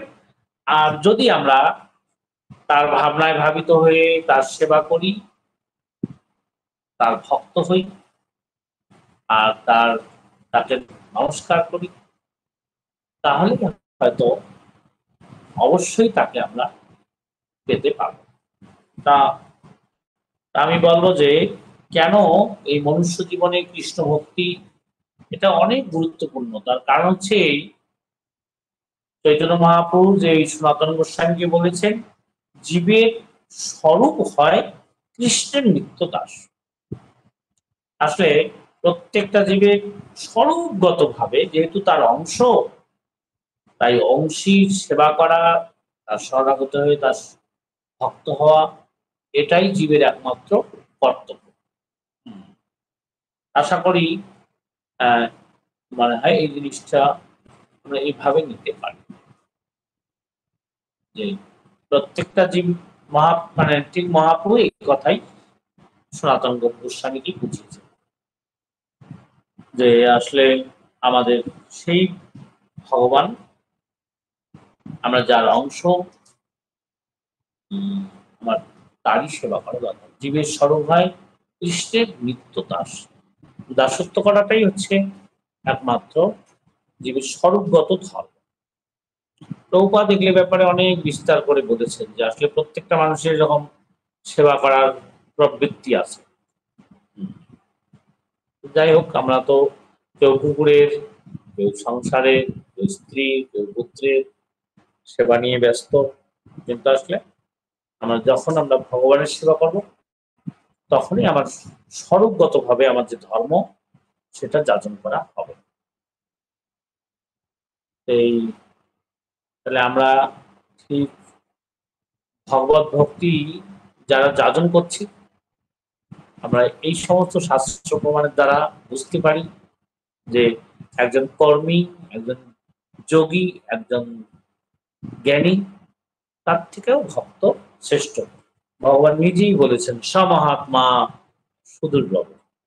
আবার ওখানে বলেছেন যে বহুনাং জন্ম জন্ম না, বহু বহু জন্ম ধরে জ্ঞান যোগীরা তপস্যা করতে করতে কৃষ্ণকে জানতে পারবে। জ্ঞান সাধনের মাধ্যমে কৃষ্ণই যে পরম সত্য, পরম তত্ত্ব, এটা তারা উপলব্ধি করতে পারবে। তাহলে এই পর্যন্ত থাক নাকি কৃষক বাবু?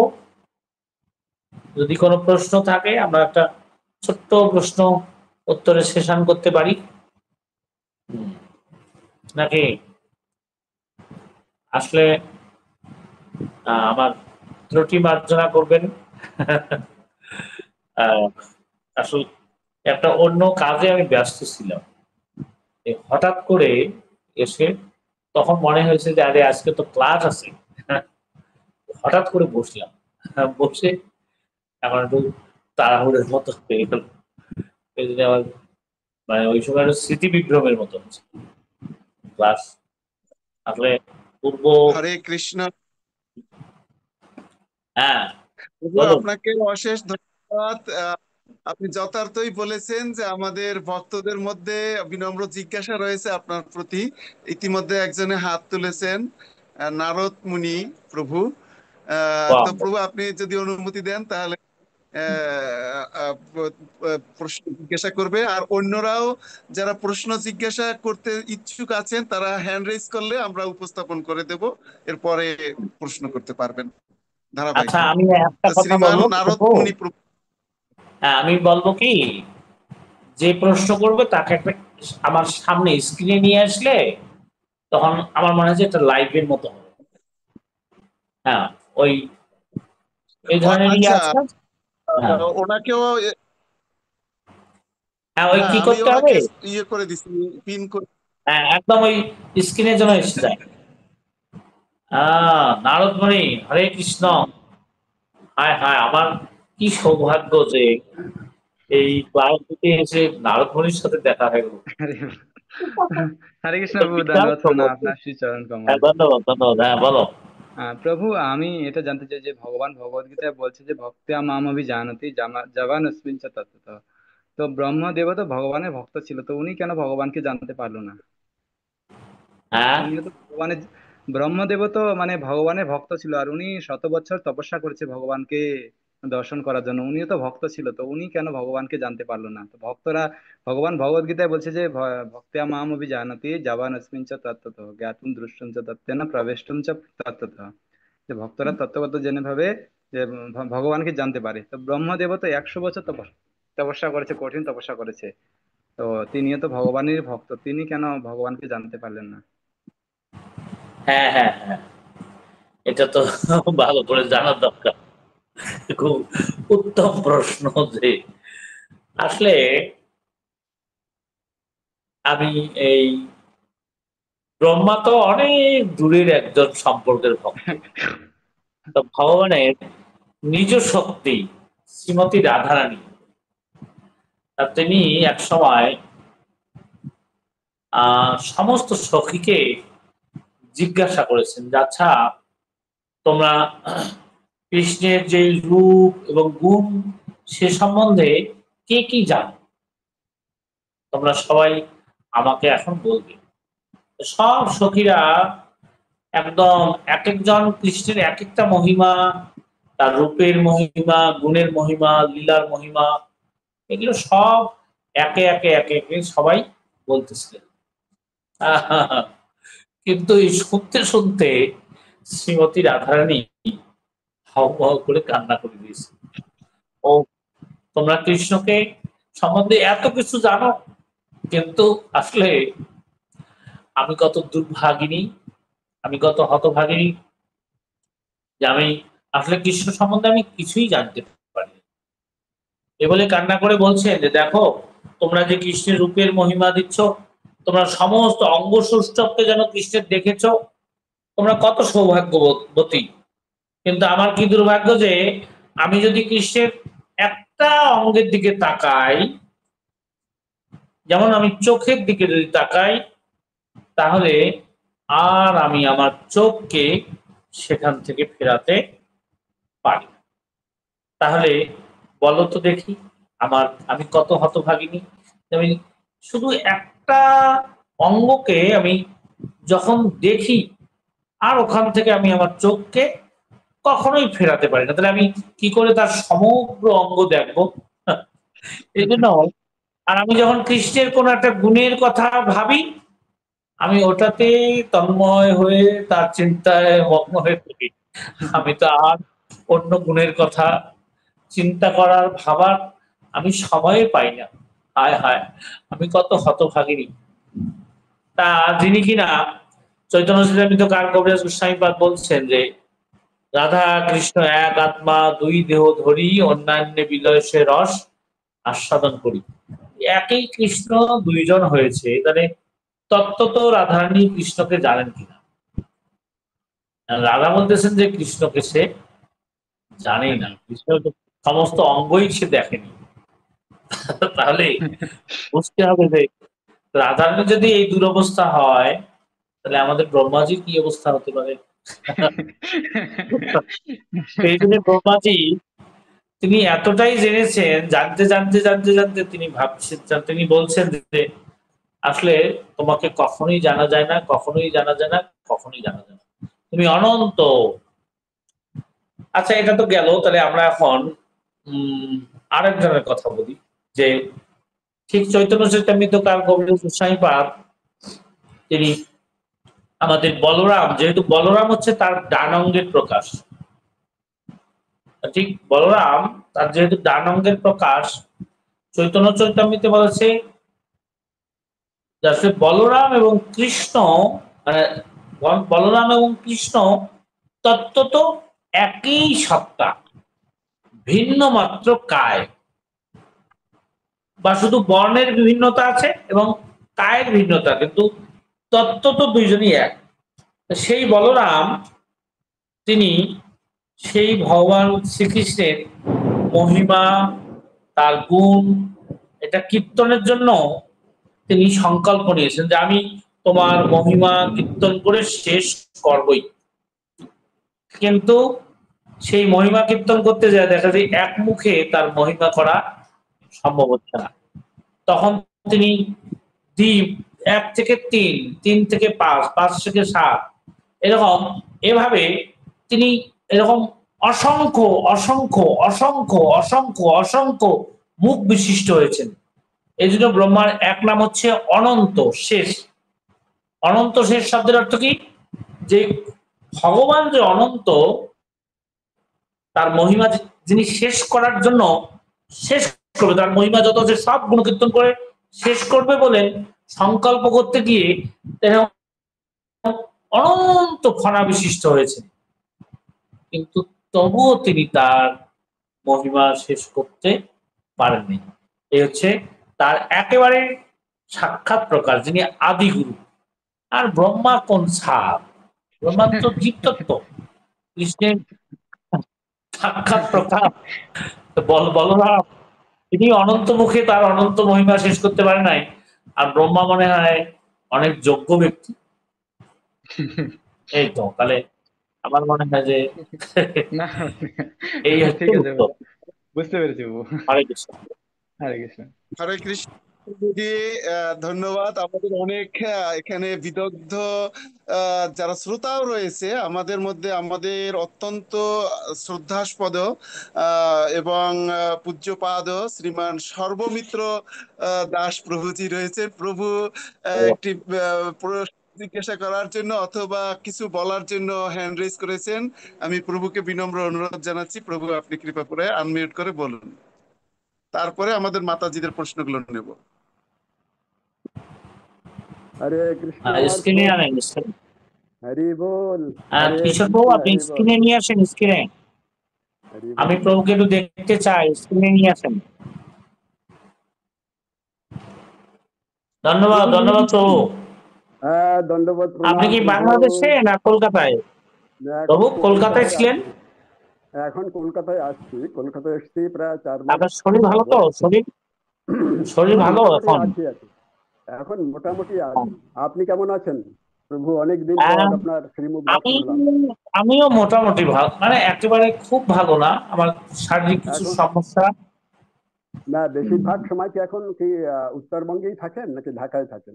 না না না, আমি এখন টাঙ্গাইলে আসছি। ও, বেশিরভাগ সময় টাঙ্গাইল। না, বিভিন্ন জায়গায় যাই, তার মধ্যে উত্তরবঙ্গে হয়তো বেশি যাওয়া হয়।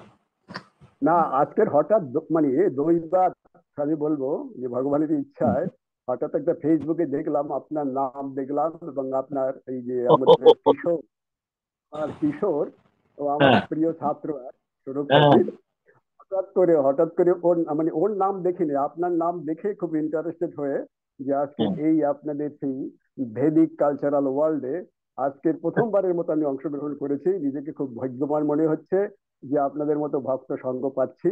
আমি খুব নিজেকে মানে ভাগ্যবান মনে করছি, সৌভাগ্যবান। হরে কৃষ্ণ, ও আপনার আচ্ছা, সঙ্গে তাহলে দেখা আপনি করে প্রথম ভালো থেকে লাগলো ছিলেন? অনেকদিন। হ্যাঁ বলুন। প্রথম থেকে ছিলেন? হ্যালো। হ্যাঁ, প্রথম বুঝতে থেকেই পারিনি। ছিলেন তাহলে?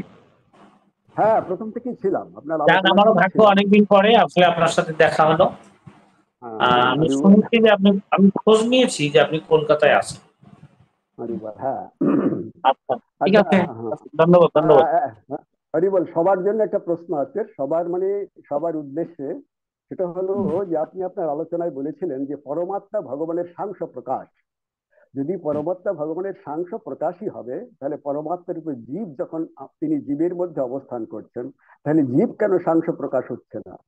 জীব তো ভগবানের ও ও বিভিন্নাংশ প্রকাশ। হ্যাঁ, ও আচ্ছা, হ্যাঁ হ্যাঁ হ্যাঁ। আচ্ছা, জীব হচ্ছে বিভিন্নাংশ, yes, আর পরমাত্মা হচ্ছেন সাংস। হুম, তাহলে জীব, যদি আপনি বলেন যে জীবাত্মা বিভিন্নাংশ, তাহলে পরমাত্মা বিভিন্নাংশ, তাহলে তো জীব আর পরমাত্মার মধ্যে কোনো পার্থক্য থাকে না। আবার না না, যদি আপনি বলেন যে, আবার যদি গুণগত আপনি অভেদ বলেন আছে। যে, হ্যাঁ গুণগত অভেদ আছে, কিন্তু পরিমাণগত ভেদ আছে, গুণগত অভেদ, তাই না? হ্যাঁ হ্যাঁ, হ্যাঁ। এখন গুণগত আবার ভাবে যদি আমরা অভেদ। বলি, হ্যাঁ, প্রভু আমরা যদি বলি যে যেহেতু পরমাত্মা রূপে আছেন, তাহলে তো উনি যদি সাংস হন, তাহলে তো জীবও সাংস। তাই তো।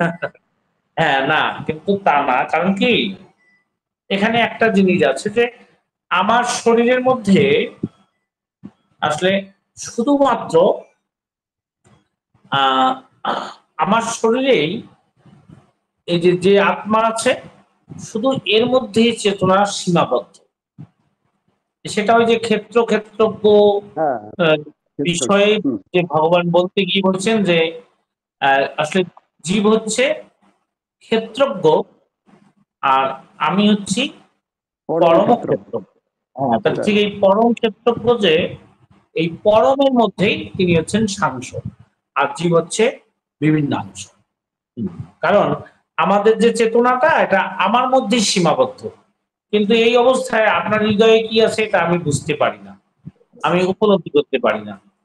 কিন্তু ভগবান শুধু আমার মধ্যে যে সীমাবদ্ধ আছে তা না, কোটি অনন্ত অনন্ত কোটি ব্রহ্মাণ্ডের সর্বত্রই যত জীব সমূহ আছে, তাদের সকলের হৃদয়ে পরমাত্মা রূপে অবস্থান করছে। এই জন্য এটাকে আমরা একটা জাগতিক উপমা দিতে পারি, সেটা হচ্ছে যে, যেমন এই যে একটা সেলফোন,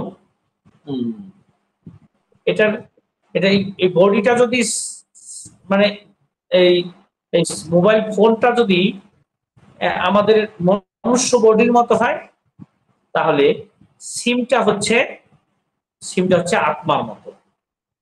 আর কিন্তু সিম কখন ক্রিয়া করে? যদি নেটওয়ার্ক থাকে। ঠিক সিম শুধুমাত্র এই ফোনটাকে ক্রিয়াশীল করে অন্যের সাথে সংযোগ স্থাপন করে, কিন্তু অন্যের সাথে সংযোগ স্থাপনের ক্ষেত্রে মূল কাজ করে নেটওয়ার্ক। বুঝতে পারছেন তবু? এই জন্য হ্যাঁ, হুম, হুম। এই সিমের শুধু সীমাবদ্ধতা এই সেটের মধ্যেই রয়েছে, কিন্তু পরমাত্মার সীমাবদ্ধতা নেই। সে হচ্ছে পরম, সকল জীবের মধ্যে তার চেতনা একই সাথে বর্তমান। মানে রিফ্লেকশন এই হয় জন্য যেমন। হ্যাঁ, মানে হ্যাঁ যেমন সূর্যের আলো যেমন এখানে অনন্ত কোটি স্ফটিক থাকলে, মার্বেল থাকলে, প্রত্যেকটার মধ্যেই মার্বেলের হ্যাঁ হ্যাঁ, মধ্যে এটা বলতে পারেন, হ্যাঁ এটা খুব সুন্দর, এটা একটা সুন্দর উপমা, এটা আছে, প্রভুপাদ বলছেন। হ্যাঁ, ঠিক তাই। হ্যাঁ। ও, আরেকটা প্রশ্ন, সেটা হলো এই ও আচ্ছা, সবার আপনি জন্য, যদি ওটা সবার বলেন, জন্য। হ্যাঁ, বলুন। তাহলে আমরা কিন্তু পরমাত্মবাদী মানে তখন হয়ে যাই, আমরা নিজেরা ব্রহ্ম হয়ে যাই, ব্রহ্মবাদীর মতো হয়ে যাই। সেই না না না, ওই রকম না, আমরা নির্বিশেষবাদী হয়ে ঠিক আমরা আমরা তখন আহ, আমরা নির্বিশেষবাদী হতে চাই না। আমরা ব্রহ্মবাদী হয়ে যাবো তাহলে। আপনি যদি ওইভাবে মানে জানি না যে কোন মানবিক মানসিকতা নিয়ে বলছেন, প্রভুপাদ হুম হুম এরকম বলছেন, কিন্তু ব্রহ্মবাদীরাও আবার এইভাবে আমাদেরকে বোঝাতে চায়, কিন্তু না, হুম ঠিক হুম নেই। হুম হুম। আচ্ছা, আর ঠিক আরেকটা আছে। মজার প্রশ্ন হচ্ছে এই, হ্যাঁ, সেটা হলো এই যে যে সনাতন শিক্ষায় আমরা দেখতে পাই মহাপ্রভু বললেন জীবের স্বরূপ হয় নিত্য কৃষ্ণ দাস। তো আমরা যদি সবাই কৃষ্ণ দাস হই, সেটা তো আমরা সবাই স্বীকার করে নিচ্ছি, কিন্তু আবার তুলসী মহারানীর কাছে যখন আমরা প্রার্থনা করি তখন বলি এই নিবেদন ধরো সখীর অনুগত করো সেবা অধিকারও দিয়ে করো নিজ দাসী। তাহলে আমরা দাসী আবার কেন হতে চাই? আচ্ছা আচ্ছা আচ্ছা, এই দাস দাসী নিয়ে আপনার সমস্যা। না, আমার কোনো সমস্যা নেই, শুধুমাত্র জাস্ট একটু রস আস্বাদন করার জন্য। আসলে দীনকৃষ্ণ দাস যিনি হুম এই মানে তুলসী মহারাজের প্রার্থনাটা গেয়েছেন, যিনি লিখেছেন, হুম হুম আর তার তার যে অভিলাষ সেটা হচ্ছে যে সে মঞ্জরি স্বরূপে শ্রীমতী মানে সে মঞ্জরি স্বরূপে তুলসী মহারানীর আনুগত্যে থেকে কৃষ্ণের ভজন করতে চায়। এটা হচ্ছে তার ভাব। যেহেতু যে কবি লিখেছেন তার ঠিক গানের মধ্যে তো এই ছন্দটা তো থাকবে যে করো নিজ দাসী। আমরা শুধু তারই প্রার্থনাটা গাইতেছি, কিন্তু আসলে আমাদের ভাবটা ওই রকম নাও হতে পারে, বা আমরা ভিন্ন ভাবটাও, মানে আপনি যখন কোনো একটা শ্লোক উচ্চারণ করবেন, যেমন ভগবান যখন কিছু বলছেন, তাহলে ভগবান উবাচ বলে ভগবান বলতেছেন, কিন্তু এটা তো আপনি ভগবানের কথাটাই বলতেছেন, আপনি তার নিজে এরকম ওই সময় তো ভগবান না। তো ঠিক এখানে দীনকৃষ্ণ দাস আহ তিনি মঞ্জরি স্বরূপে আসলে ভগবানের সেবা করার এরকম প্রার্থনা করছেন। আমরা ওই কীর্তনটাই করছি। হ্যাঁ, কিন্তু যদি আমরা সার্বিকভাবে বিচার করি, আসলে দাস আর দাসীর মধ্যে খুব ব্যবধান নেই বা কোনো পার্থক্য নেই, বা তাহলে একদিক থেকে তাহলে রসের বৈচিত্র্য, তাহলে রসের তো বৈচিত্র্য থাকে না আমাদের, তাহলে হ্যাঁ হ্যাঁ কোশ্চেন বলতেছি এটা বলতেছি কোশ্চেন বলতেছি হতে ওটা পারে, বলবো বলবো। না, এটা প্রশ্ন রসের হতে পারে। বৈচিত্র্যতা বলতেছি বলতেছি বলতেছি যখন আপনি মহাপ্রভুকে প্রণাম করছেন, হুম হুম তখন আপনি সরাসরি রাধা এবং কৃষ্ণের মিলিত তনুকেই প্রণাম করছেন। হুম হুম তো মহাপ্রভু কখনো কখনো রাধা ভাবে বিভাবিত, কখনো কৃষ্ণ ভাবে বিভাবিত তিনি ছিলেন। তো এখন আপনার প্রার্থনার মধ্যে কখনো আপনি রাধা ভাব মিশ্রিত ভক্তি হতে পারে, রাধা কৃষ্ণের মিলিত তনু এরকম ভাবতে পারেন, আপনি কখনো কখনো কৃষ্ণ স্বরূপেও দেখতে পারেন। এখন কথা হচ্ছে যে যদি এক মহাপ্রভুর আমরা প্রার্থনা করি তার সেবার, তাহলে কিন্তু আসলে সরাসরি কেউ বলতে পারে যে কৃষ্ণেরই আরাধনা করছি, তা কৃষ্ণেরই আরাধনা করা হয়। আবার কেউ বলতে পারে রাধা কৃষ্ণের মিলিত তনুর আরাধনা করা হয়, কি করা হয় কিনা। তা এখন তুলসী মহারানী যে তুলসী মহারানীর যে প্রার্থনায় আমরা দাস না বলে দাসী বলছি, এটা হচ্ছে তার ভাব, কিন্তু আমার ভিতরে তো এরকম ওই ভাব নাও থাকতে পারে। আমরা আমরা শুধু সাধারণ সেবকও হতে পারি আমার না না, স্থিতি অনুযায়ী। এখন আপনি তো আমার ভাব জানেন না, অথবা অন্য কোনো ভক্তের ভাব জানেন না। আমাদের স্বাভাবিক যে ভাবটা, সেটা কি আমরা দাসী, আমাদের what is the ultimate goal of devotional life? হ্যাঁ, that is the question, what is the ultimate goal of devotional life? হ্যাঁ, আচ্ছা এখন বলছি। আসলে চৈতন্য চরিতামৃতকার কবিরাজ গোস্বামী পাদ বলছেন, চৈতন্য মহাপ্রভু যদিও রাধা ভাবে বিভাবিত হয়ে তিনি কি কৃষ্ণকে অনুসন্ধান করছেন, কিন্তু এই ধরনের রস আস্বাদন করেছেন কার কাছে? শ্রেণীভেদে সাধারণ ভক্তের কাছে তার এক ভাব নাম প্রেম বিতরণ করা। আবার কখনো কখনো রায় রামানন্দ স্বরূপ দামোদরের সাথে তিনি একদম গভীরভাবে রাধাভাবে বিভাবিত হয়ে কৃষ্ণ চিন্তায় মগ্ন হওয়া। এরকম ভাবগুলো তো পৃথক পৃথক ছিল না, ছিল না? একই ছিল। মহাপ্রভুর মধ্যে এই পৃথক পৃথক ভাবগুলো ছিল কিনা? ছিল তো। রসের বৈচিত্র্য থাকবে। হ্যাঁ, হ্যাঁ, রসের বৈচিত্র্য না ওনার নিজের মধ্যেই হয়। কখনো তিনি সাধারণ সেবকের মতো, কখনো কখনো তিনি নিজে স্বয়ং ভগবান, কখনো কখনো তিনি কোনো শাখার মতো, কখনো কখনো তিনি দাসী মঞ্জুরির মতো, কখনো কখনো তিনি রাধারানীর মতো, এইভাবে হরে কৃষ্ণ এমনকি প্রভু, এমনকি মন মহাপ্রভু। অপরাধ নেবেন না। হরে কৃষ্ণ প্রভুজি, আপনার চরণে আমার মিনতি, অপরাধ নেবেন না। জাস্ট আমি ইয়েতে বলছি আর কি, আহ, হ্যাঁ, যে পরমেশ্বর ভগবান উনি হলেন পরম পুরুষ, উনি একমাত্র পুরুষ, আর সবাই নারী। যদি আমরা স্ত্রীলিঙ্গ পুল্লিঙ্গ দিয়ে সেবক সেবিকাকে বিশ্লেষণ করি, তো সেই হিসাবেও আহ দীনকৃষ্ণ দাস এটা ব্যাখ্যা করতে পারেন, ঠিক না? কারণ উনি তো হ্যাঁ, একমাত্র হ্যাঁ, হ্যাঁ, পুরুষ। হ্যাঁ, একমাত্র পুরুষ, হ্যাঁ। হ্যাঁ, কিন্তু এটা হলো জেনারেল সেন্স। প্রভুর কথা হচ্ছে যে হ্যাঁ, ওই মানে ভক্তির উচ্চ মার্গ নিয়ে বিশ্লেষণটা হ্যাঁ, হচ্ছে। হয়তো ওনার রসের পার্থক্য, আসলে প্রভুর সাথে এটা আলাদাভাবে কথা বললে ভালো।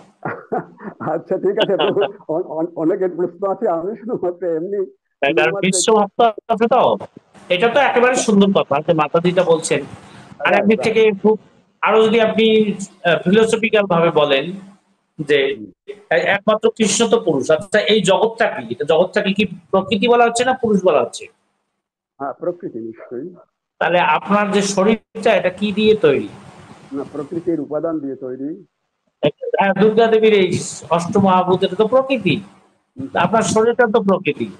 হুম হুম তাহলে আপনার আবার এই পুরুষ অভিমান কোথা থেকে ঢুকবে? মানে এটা ফিলোসফিক্যাল ভাবে। হুম হুম তার মানে যদি পৃথিবীটাই প্রকৃতি হয় তাহলে তো এই পৃথিবীর যা কিছু আছে সবাই তো প্রকৃতি, সবকিছু মিলে প্রকৃতি, তার মানে আমরা তো প্রকৃতি। তবে রাইট। দীনকৃষ্ণ দাস ঠাকুরের ভাবটা এরকম জেনারেল সেন্সে না, উনি আসলে মঞ্জুরি স্বরূপেই সেবা করতে চাইছেন। হ্যাঁ, তবে আমরা এই অর্থেও পুরুষ প্রকৃতি, মানে একমাত্র কৃষ্ণই পুরুষ, আমরা সকলের প্রকৃতি জেনারেল সেন্সে দেখতে পারি। আচ্ছা হরে ঠিক কৃষ্ণ। আছে, অনেকের আচ্ছা, অনেকের আপনার প্রশ্ন সাথে আছে। এই বিষয়ে আমরা আচ্ছা এগুলো আচ্ছা ঠিক আছে। আরো হরে কৃষ্ণ। জটিল প্রশ্ন, হ্যাঁ। হরি বল হরি বল, আমি জটিল হরে কৃষ্ণ। প্রশ্ন করতে চাচ্ছি ধন্যবাদ, না। ধন্যবাদ, হ্যাঁ। ধন্যবাদ, প্রণাম প্রভু, হরি বল। অনেকের প্রশ্ন আচ্ছা, আছে, কিশোর ধন্যবাদ বাবু, আর আপনাকে কেউ অসংখ্য। কিছু বললে আমরা মনে হয় আর এক দুইটা প্রশ্ন নিতে পারি, এর শেষ সাথে করে নিতে পারি। আমার হ্যাঁ, প্রশ্ন মাতা থেকে করতে চাই। শীতলঙ্গী হরি প্রদ দেবীদাসী মাতাজি, আপনি আপনার বিনম্র প্রশ্ন জিজ্ঞাসা করুন আর অপেক্ষায় থাকুন বনমালিনী দেবীদাসী মাতাজি।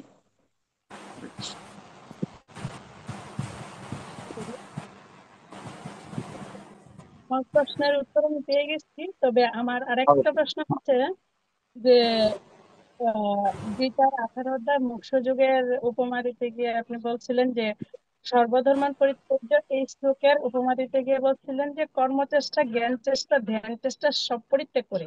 এটা যদি প্রভু একটু বিশ্লেষণ করে বলতেন কৃপা করে। ও আচ্ছা। আসলে সর্বধর্ম পরিত্যাজ্য বলতেই এই ধর্ম এমনি হয়তো জেনারেল সেন্সে মানুষ বলতে পারে যে ইসলাম ধর্ম, খ্রিস্টান ধর্ম, বৌদ্ধ ধর্ম, আসলে কিন্তু এটা না। এক্ষেত্রে আসলে সর্বধর্ম বলতে, যেমন স্ত্রী স্বামীর প্রতি কর্তব্যের যে ধর্ম, বা স্বামীর স্ত্রীর প্রতি কর্তব্যের ধর্ম, তারপরে সন্তানের পিতার প্রতি কর্তব্যের ধর্ম, এইভাবে আহ, যে যে জায়গায় আমাদের কর্তব্য ধর্মগুলো আছে, এই সাথে আরো চরমে যারা কর্মযোগী আছে, যারা জ্ঞান যোগী আছে এবং ধ্যান যোগী আছে, এই সমস্ত ধ্যান চেষ্টা, কর্মচেষ্টা, জ্ঞান চেষ্টা, এটাকেই বোঝানো হয়েছে। এটাই হচ্ছে মানে রিয়েল এই সর্বধর্মকে বোঝানো হয়েছে। কারণ কি, আপনি যদি একই সাথে আপনি ভগবানকে পেতে চান, আবার আরেক দিক থেকে আপনি নিজের জ্ঞানের মাধ্যমে তাকে জানতে চান, হুম, তাহলে তাহলে হবে না। আসলে কি, যে আমরা যদি আমার নিজের বুদ্ধি দিয়ে ভগবানকে জানতে চাই, তাহলে এটা কোনো শরণাগতি হয় না, আত্মসমর্পণ হয় না। এই জন্য এখানে সম্পূর্ণরূপে শরণাগত হতে হবে, যে আসলে আমার নিজের যোগ্যতা বলে তোমাকে লাভ করার কোনো যোগ্যতা আমার নেই, বা আমার ওই পরিমাণে জ্ঞান নেই, ওই পরিমাণের সাধনার শক্তি নেই যে আমি সেই সাধনা দিয়ে তোমাকে জয় করতে পারি, তোমাকে সন্তুষ্ট করতে পারি। হে প্রভু, আমি তোমার চরণে সম্পূর্ণরূপে আত্মসমর্পণ করেছি, আমি শরণাগত। যখন আমরা এরকম সম্পূর্ণরূপে শরণাগত হই, এই সমস্ত চেষ্টা বাদ দিই, সেটাই সেটাই মূলত এখানে ভগবান শ্রীকৃষ্ণ পূজাতে দেখবেন সর্বধর্ম ধর্মান পরিত্যাগ। ঠিক আছে, আশা করি প্রণাম। বুঝেছেন। ওকে ওকে, নেক্সট কৃষ্ণ, প্রশ্ন। ধন্যবাদ। এবারে আমাদের বনমালিনী দেবী দাসী মাতাজি, আপনি কৃপা করে আপনার প্রশ্ন জিজ্ঞাসা করুন। হরে কৃষ্ণ প্রভুজি, প্রণাম আপনার চরণে। প্রভুজি, আমার জানার ইচ্ছা যে হ্যাঁ আমরা বলেন। 84 লক্ষ ভিতরে 4 লক্ষ প্রকার হচ্ছে মানুষ্য জাতি। তো এই মানুষ্য জাতির ভিতরে রয়েছেন আপনি যে অসভ্য মানুষ, আংশিক সভ্য মানুষ, অর্ধ সভ্য মানুষ এবং সভ্য মানুষ। তো এই যে 4 প্রকার যে বললেন, এদের কি কোনো পরিমাণ আছে কিনা? যদি থাকে সেটা একটু বলেন। যেমন আমরা দেখি যে আন্দামান দ্বীপে এখনো পর্যন্ত অনেক মানুষ আছে যে তাদেরকে ভারতীয় গভর্নমেন্ট এরকম চেষ্টা করছেন যে তারা ওদেরকে সভ্য করে তোলার জন্য চিকিৎসা ব্যবস্থা করতে চায়, লেখাপড়া শেখাতে চায়, তারপর তাদের বাড়ি বানিয়ে দিতে চায়, রান্না করা খাবার তাদেরকে খাওয়ানো শেখাতে চায়, কিন্তু আসলে সেখান থেকে তারা কোনোভাবেই সরে আসতে চায় না।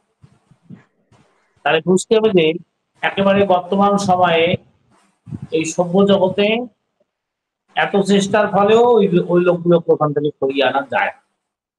তার মানে এই ধরনের শ্রেণীর মধ্যে ঠিক আন্দামান দ্বীপবাসী যেমন একরকম অসভ্য, কিন্তু আর একটা দ্বীপ আছে ওই আন্দামানের পরেই আর একটা দ্বীপ আছে, সেখানে আবার, এখানে তো এই আন্দামান দ্বীপের লোকেরা সাধারণ মানুষের সাথে কিন্তু মিলে থাকতে পারে, মানে অত হিংস্র না বা সেই সমস্ত লোককে মেরে ফেলে না। কিন্তু পাশে আর একটা দ্বীপ আছে, ওই দ্বীপের মানুষকে মানুষ খেত, সেখানে কোনো মানুষ যেতে পারে না বা বাস করতে পারে না। কখনো কখনো যদি কোনো লোক যায়, ভুলেও যদি কোনো যায়, তাহলে ওরা কেটে তাকে খেয়ে উৎসব করে। তার মানে বুঝতে হবে যে এদের থেকে আরো ঘৃণিত ওরা, অসভ্য। এই পৃথিবীতে পৃথিবীতে এরকম অসংখ্য অসংখ্য ধরনের অসভ্য জাতি আছে। এদের মধ্যে আবার ধার্মিকও আছে। আসলে ওদের মধ্যেও যদিও ওরা মানে কাপড় চোপড় পরে না, কিন্তু তাদের নানান ধরনের আহ, নিজেদের মধ্যে ধর্মাচরণ করে তারা। তাদের দেবতা আছে, তাদের ধর্মের এক ধরনের সঙ্গীত আছে, নাচ আছে। তবে এটা ওই অসভ্য মানুষের মত। ঠিক এরকম আসলেও আমরা একদিক থেকে হয়তো এই সারা পৃথিবীতে কত সংখ্যক লোক আছে শ্রেণীবিন্যাস করাটা 4 লক্ষ প্রকারের হবে কিনা এটা না, আসলে চেতনার দিক থেকে মানুষ বিচিত্র ধরনের। আসলে আপনার লেভেল এবং আপনার স্বামীর লেভেলের মধ্যে একটা পার্থক্য আছে, আমার লেভেল আপনার লেভেলের মধ্যে একটা পার্থক্য আছে। আপাতত আমরা সবাই ভক্ত, কিন্তু এখানে চেতনা অনুযায়ী আমরা পৃথক পৃথক পৃথক আছি। হয়তো সেদিক থেকেও ভগবান 4 লক্ষ প্রকারের কথা বলতে পারে। হরে কৃষ্ণ। হরে কৃষ্ণ প্রণাম।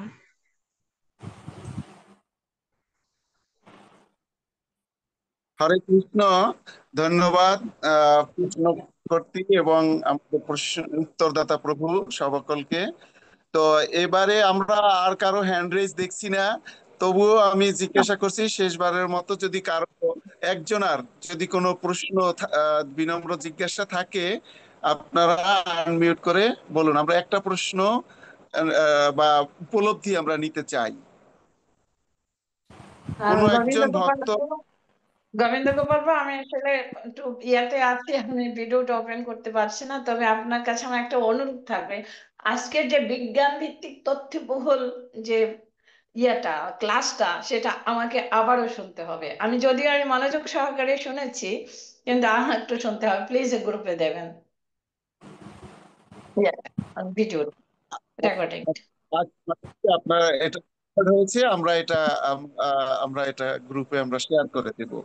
ধন্যবাদ। শ্রীমতী কান্তা দেবী জি ইউএসএ থেকে যুক্ত হয়েছেন আমাদের সাথে। আহ, তো এবারে আর আর কেউ মানে আছেন এখানে যে উপলব্ধি বা প্রশ্ন করার? মাতাজিটা আসলে একটা রিকোয়েস্ট ছিল।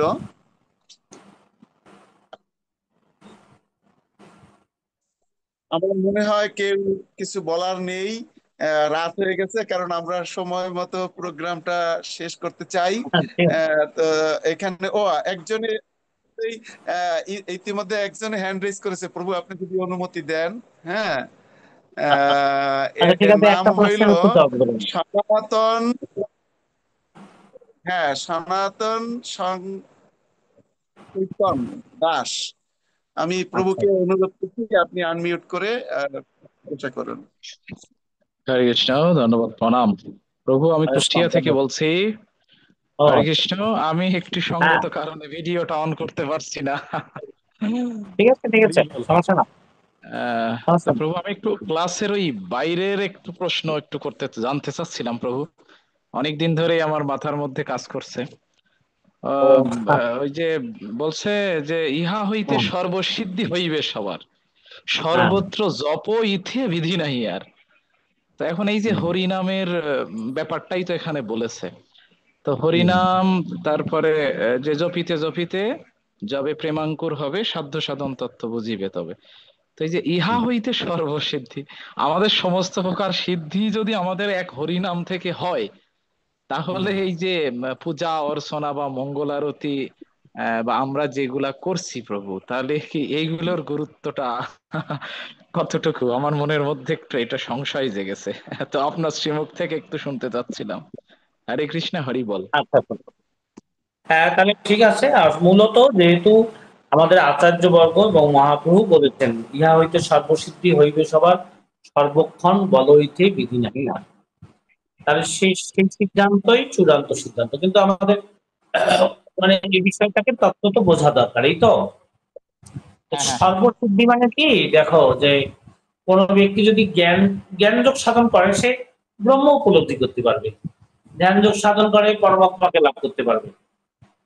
ঠিক এরকম আসলে যে সমস্ত ব্যক্তিরা সত্য যুগে ধ্যান ধ্যান যোগ সাধন করেছে, তারপরে ত্রেতা যুগে যজ্ঞ করেছে, দাপর যুগে অর্চন করছে, তার ফলটা হচ্ছে, চরম ফল হচ্ছে তারা বৈকুণ্ঠ লোকে মুক্তি লাভ করে যেতে পারে।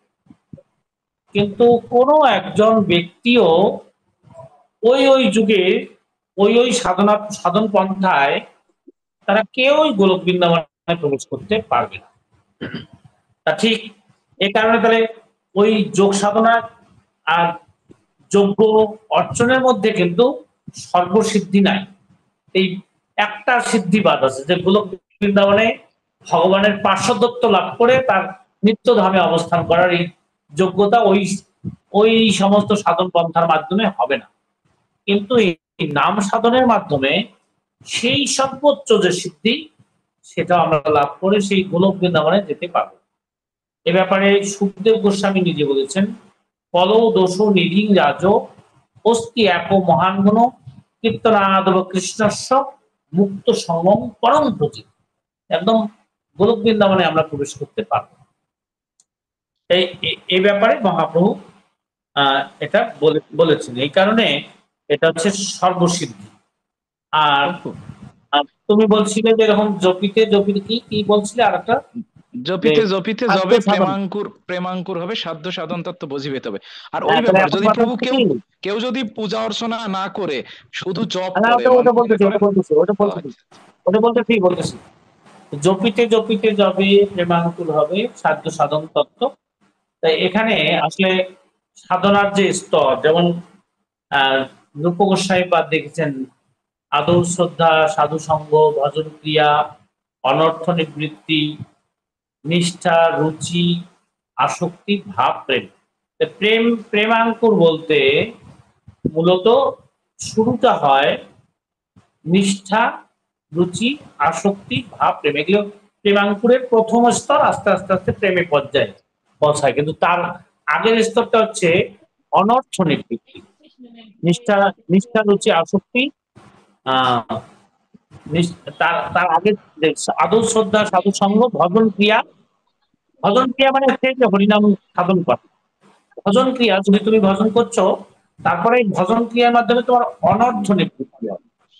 এই অনর্থ যখন নিবৃত্তি হবে, অনর্থ নিবৃত্তি মানে এই জড় সকল প্রকারের অনর্থ, এমনকি উচ্চ আহ মানে প্রতিষ্ঠা আসা, লাভ পূজা প্রতিষ্ঠা, তারপরে হতে পারে আমি বড় সাধু হব, আমাকে সবাই সম্মান করবে, লাভ পূজা পাবো, এমনকি বৈকুণ্ঠ লোকে যাওয়ার জন্য যে চেষ্টা, সেগুলো কেউ আহ যদি থাকে তাহলে এটাও বিশেষ করে ভক্তিপথের ক্ষেত্রে এক ধরনের অনর্থই বলা হয়েছে। তারপরে ঠিক নিষ্ঠা রুচি আসক্তি, এখানে হচ্ছে প্রেমাঙ্কুর, ওখান থেকে প্রেমের দিদি। আচ্ছা, তাহলে তুমি সেখান থেকে এগিয়ে যেতে পারবে। আর ঠিক এটা করলে পরে হবে কি, তখন সাধ্য সাধন তত্ত্ব বুঝতে পারবে। কেন? যদি তোমার হৃদয়ে ময়লা আবর্জনায় ভরা থাকে, তুমি অনর্থে ভরা থাকে, তাহলে তুমি কি সাধ্য বস্তু কি, সাধন বস্তু কি বুঝতে পারবে? এই জন্য এই অনর্থ দূর হলে সাধ্য সাধন বস্তুকে বুঝতে পারবে, এটা বলা হয়েছে। তাহলে তুমি এখন বলতে চাচ্ছ কি, যে যদি হরিনামেই এগুলো সবই হয়, তাহলে আমাদের কেন অন্যান্য ভক্তির অঙ্গ যাচন করতে হবে?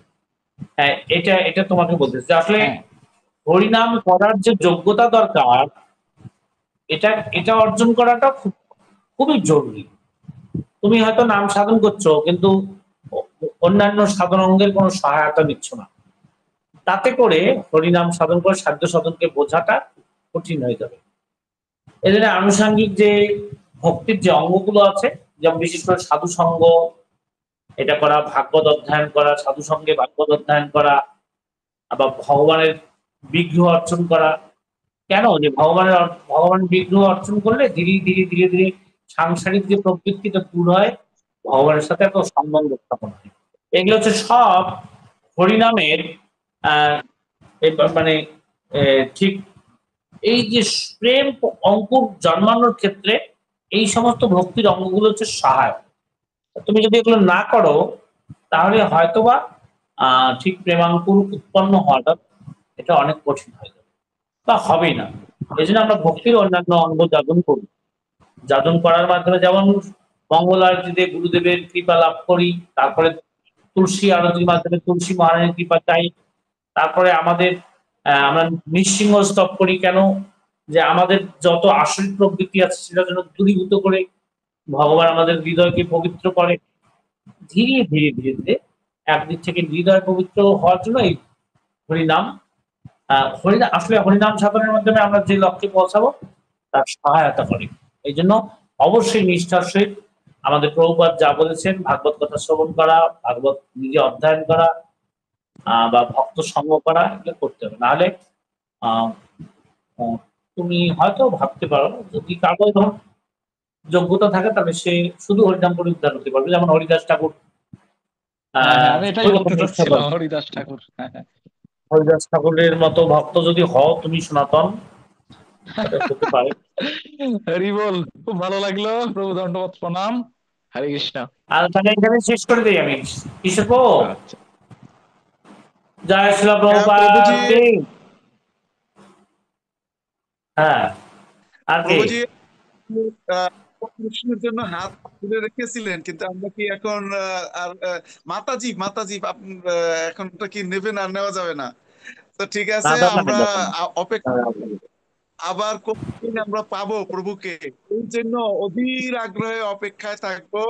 যে প্রভু, আমি যতদূর জানি, আমি কয়েকটা প্রভুর দৃষ্টান্ত অনেক জায়গায় বলি, যে কিছু কিছু বিষয় এত সুন্দর দৃষ্টান্ত দিয়ে প্রভু শিক্ষা দেন, যেটি এত বিজ্ঞান ভিত্তিক এবং এত যৌক্তিক, যেটা মানুষের গ্রহণ না করার কোনো উপায় নেই।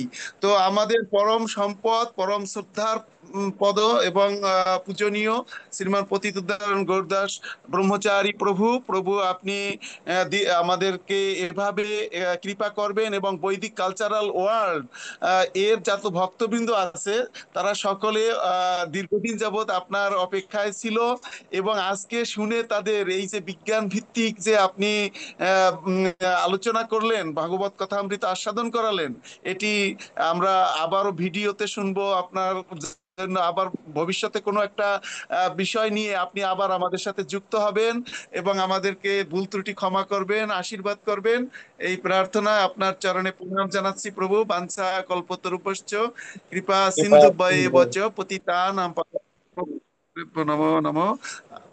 আপনি আমাদের অপরাধ ভুল ত্রুটি ক্ষমা করবেন। হরে হরে কৃষ্ণ। কৃষ্ণ। জয় শিল প্রভুপাদ।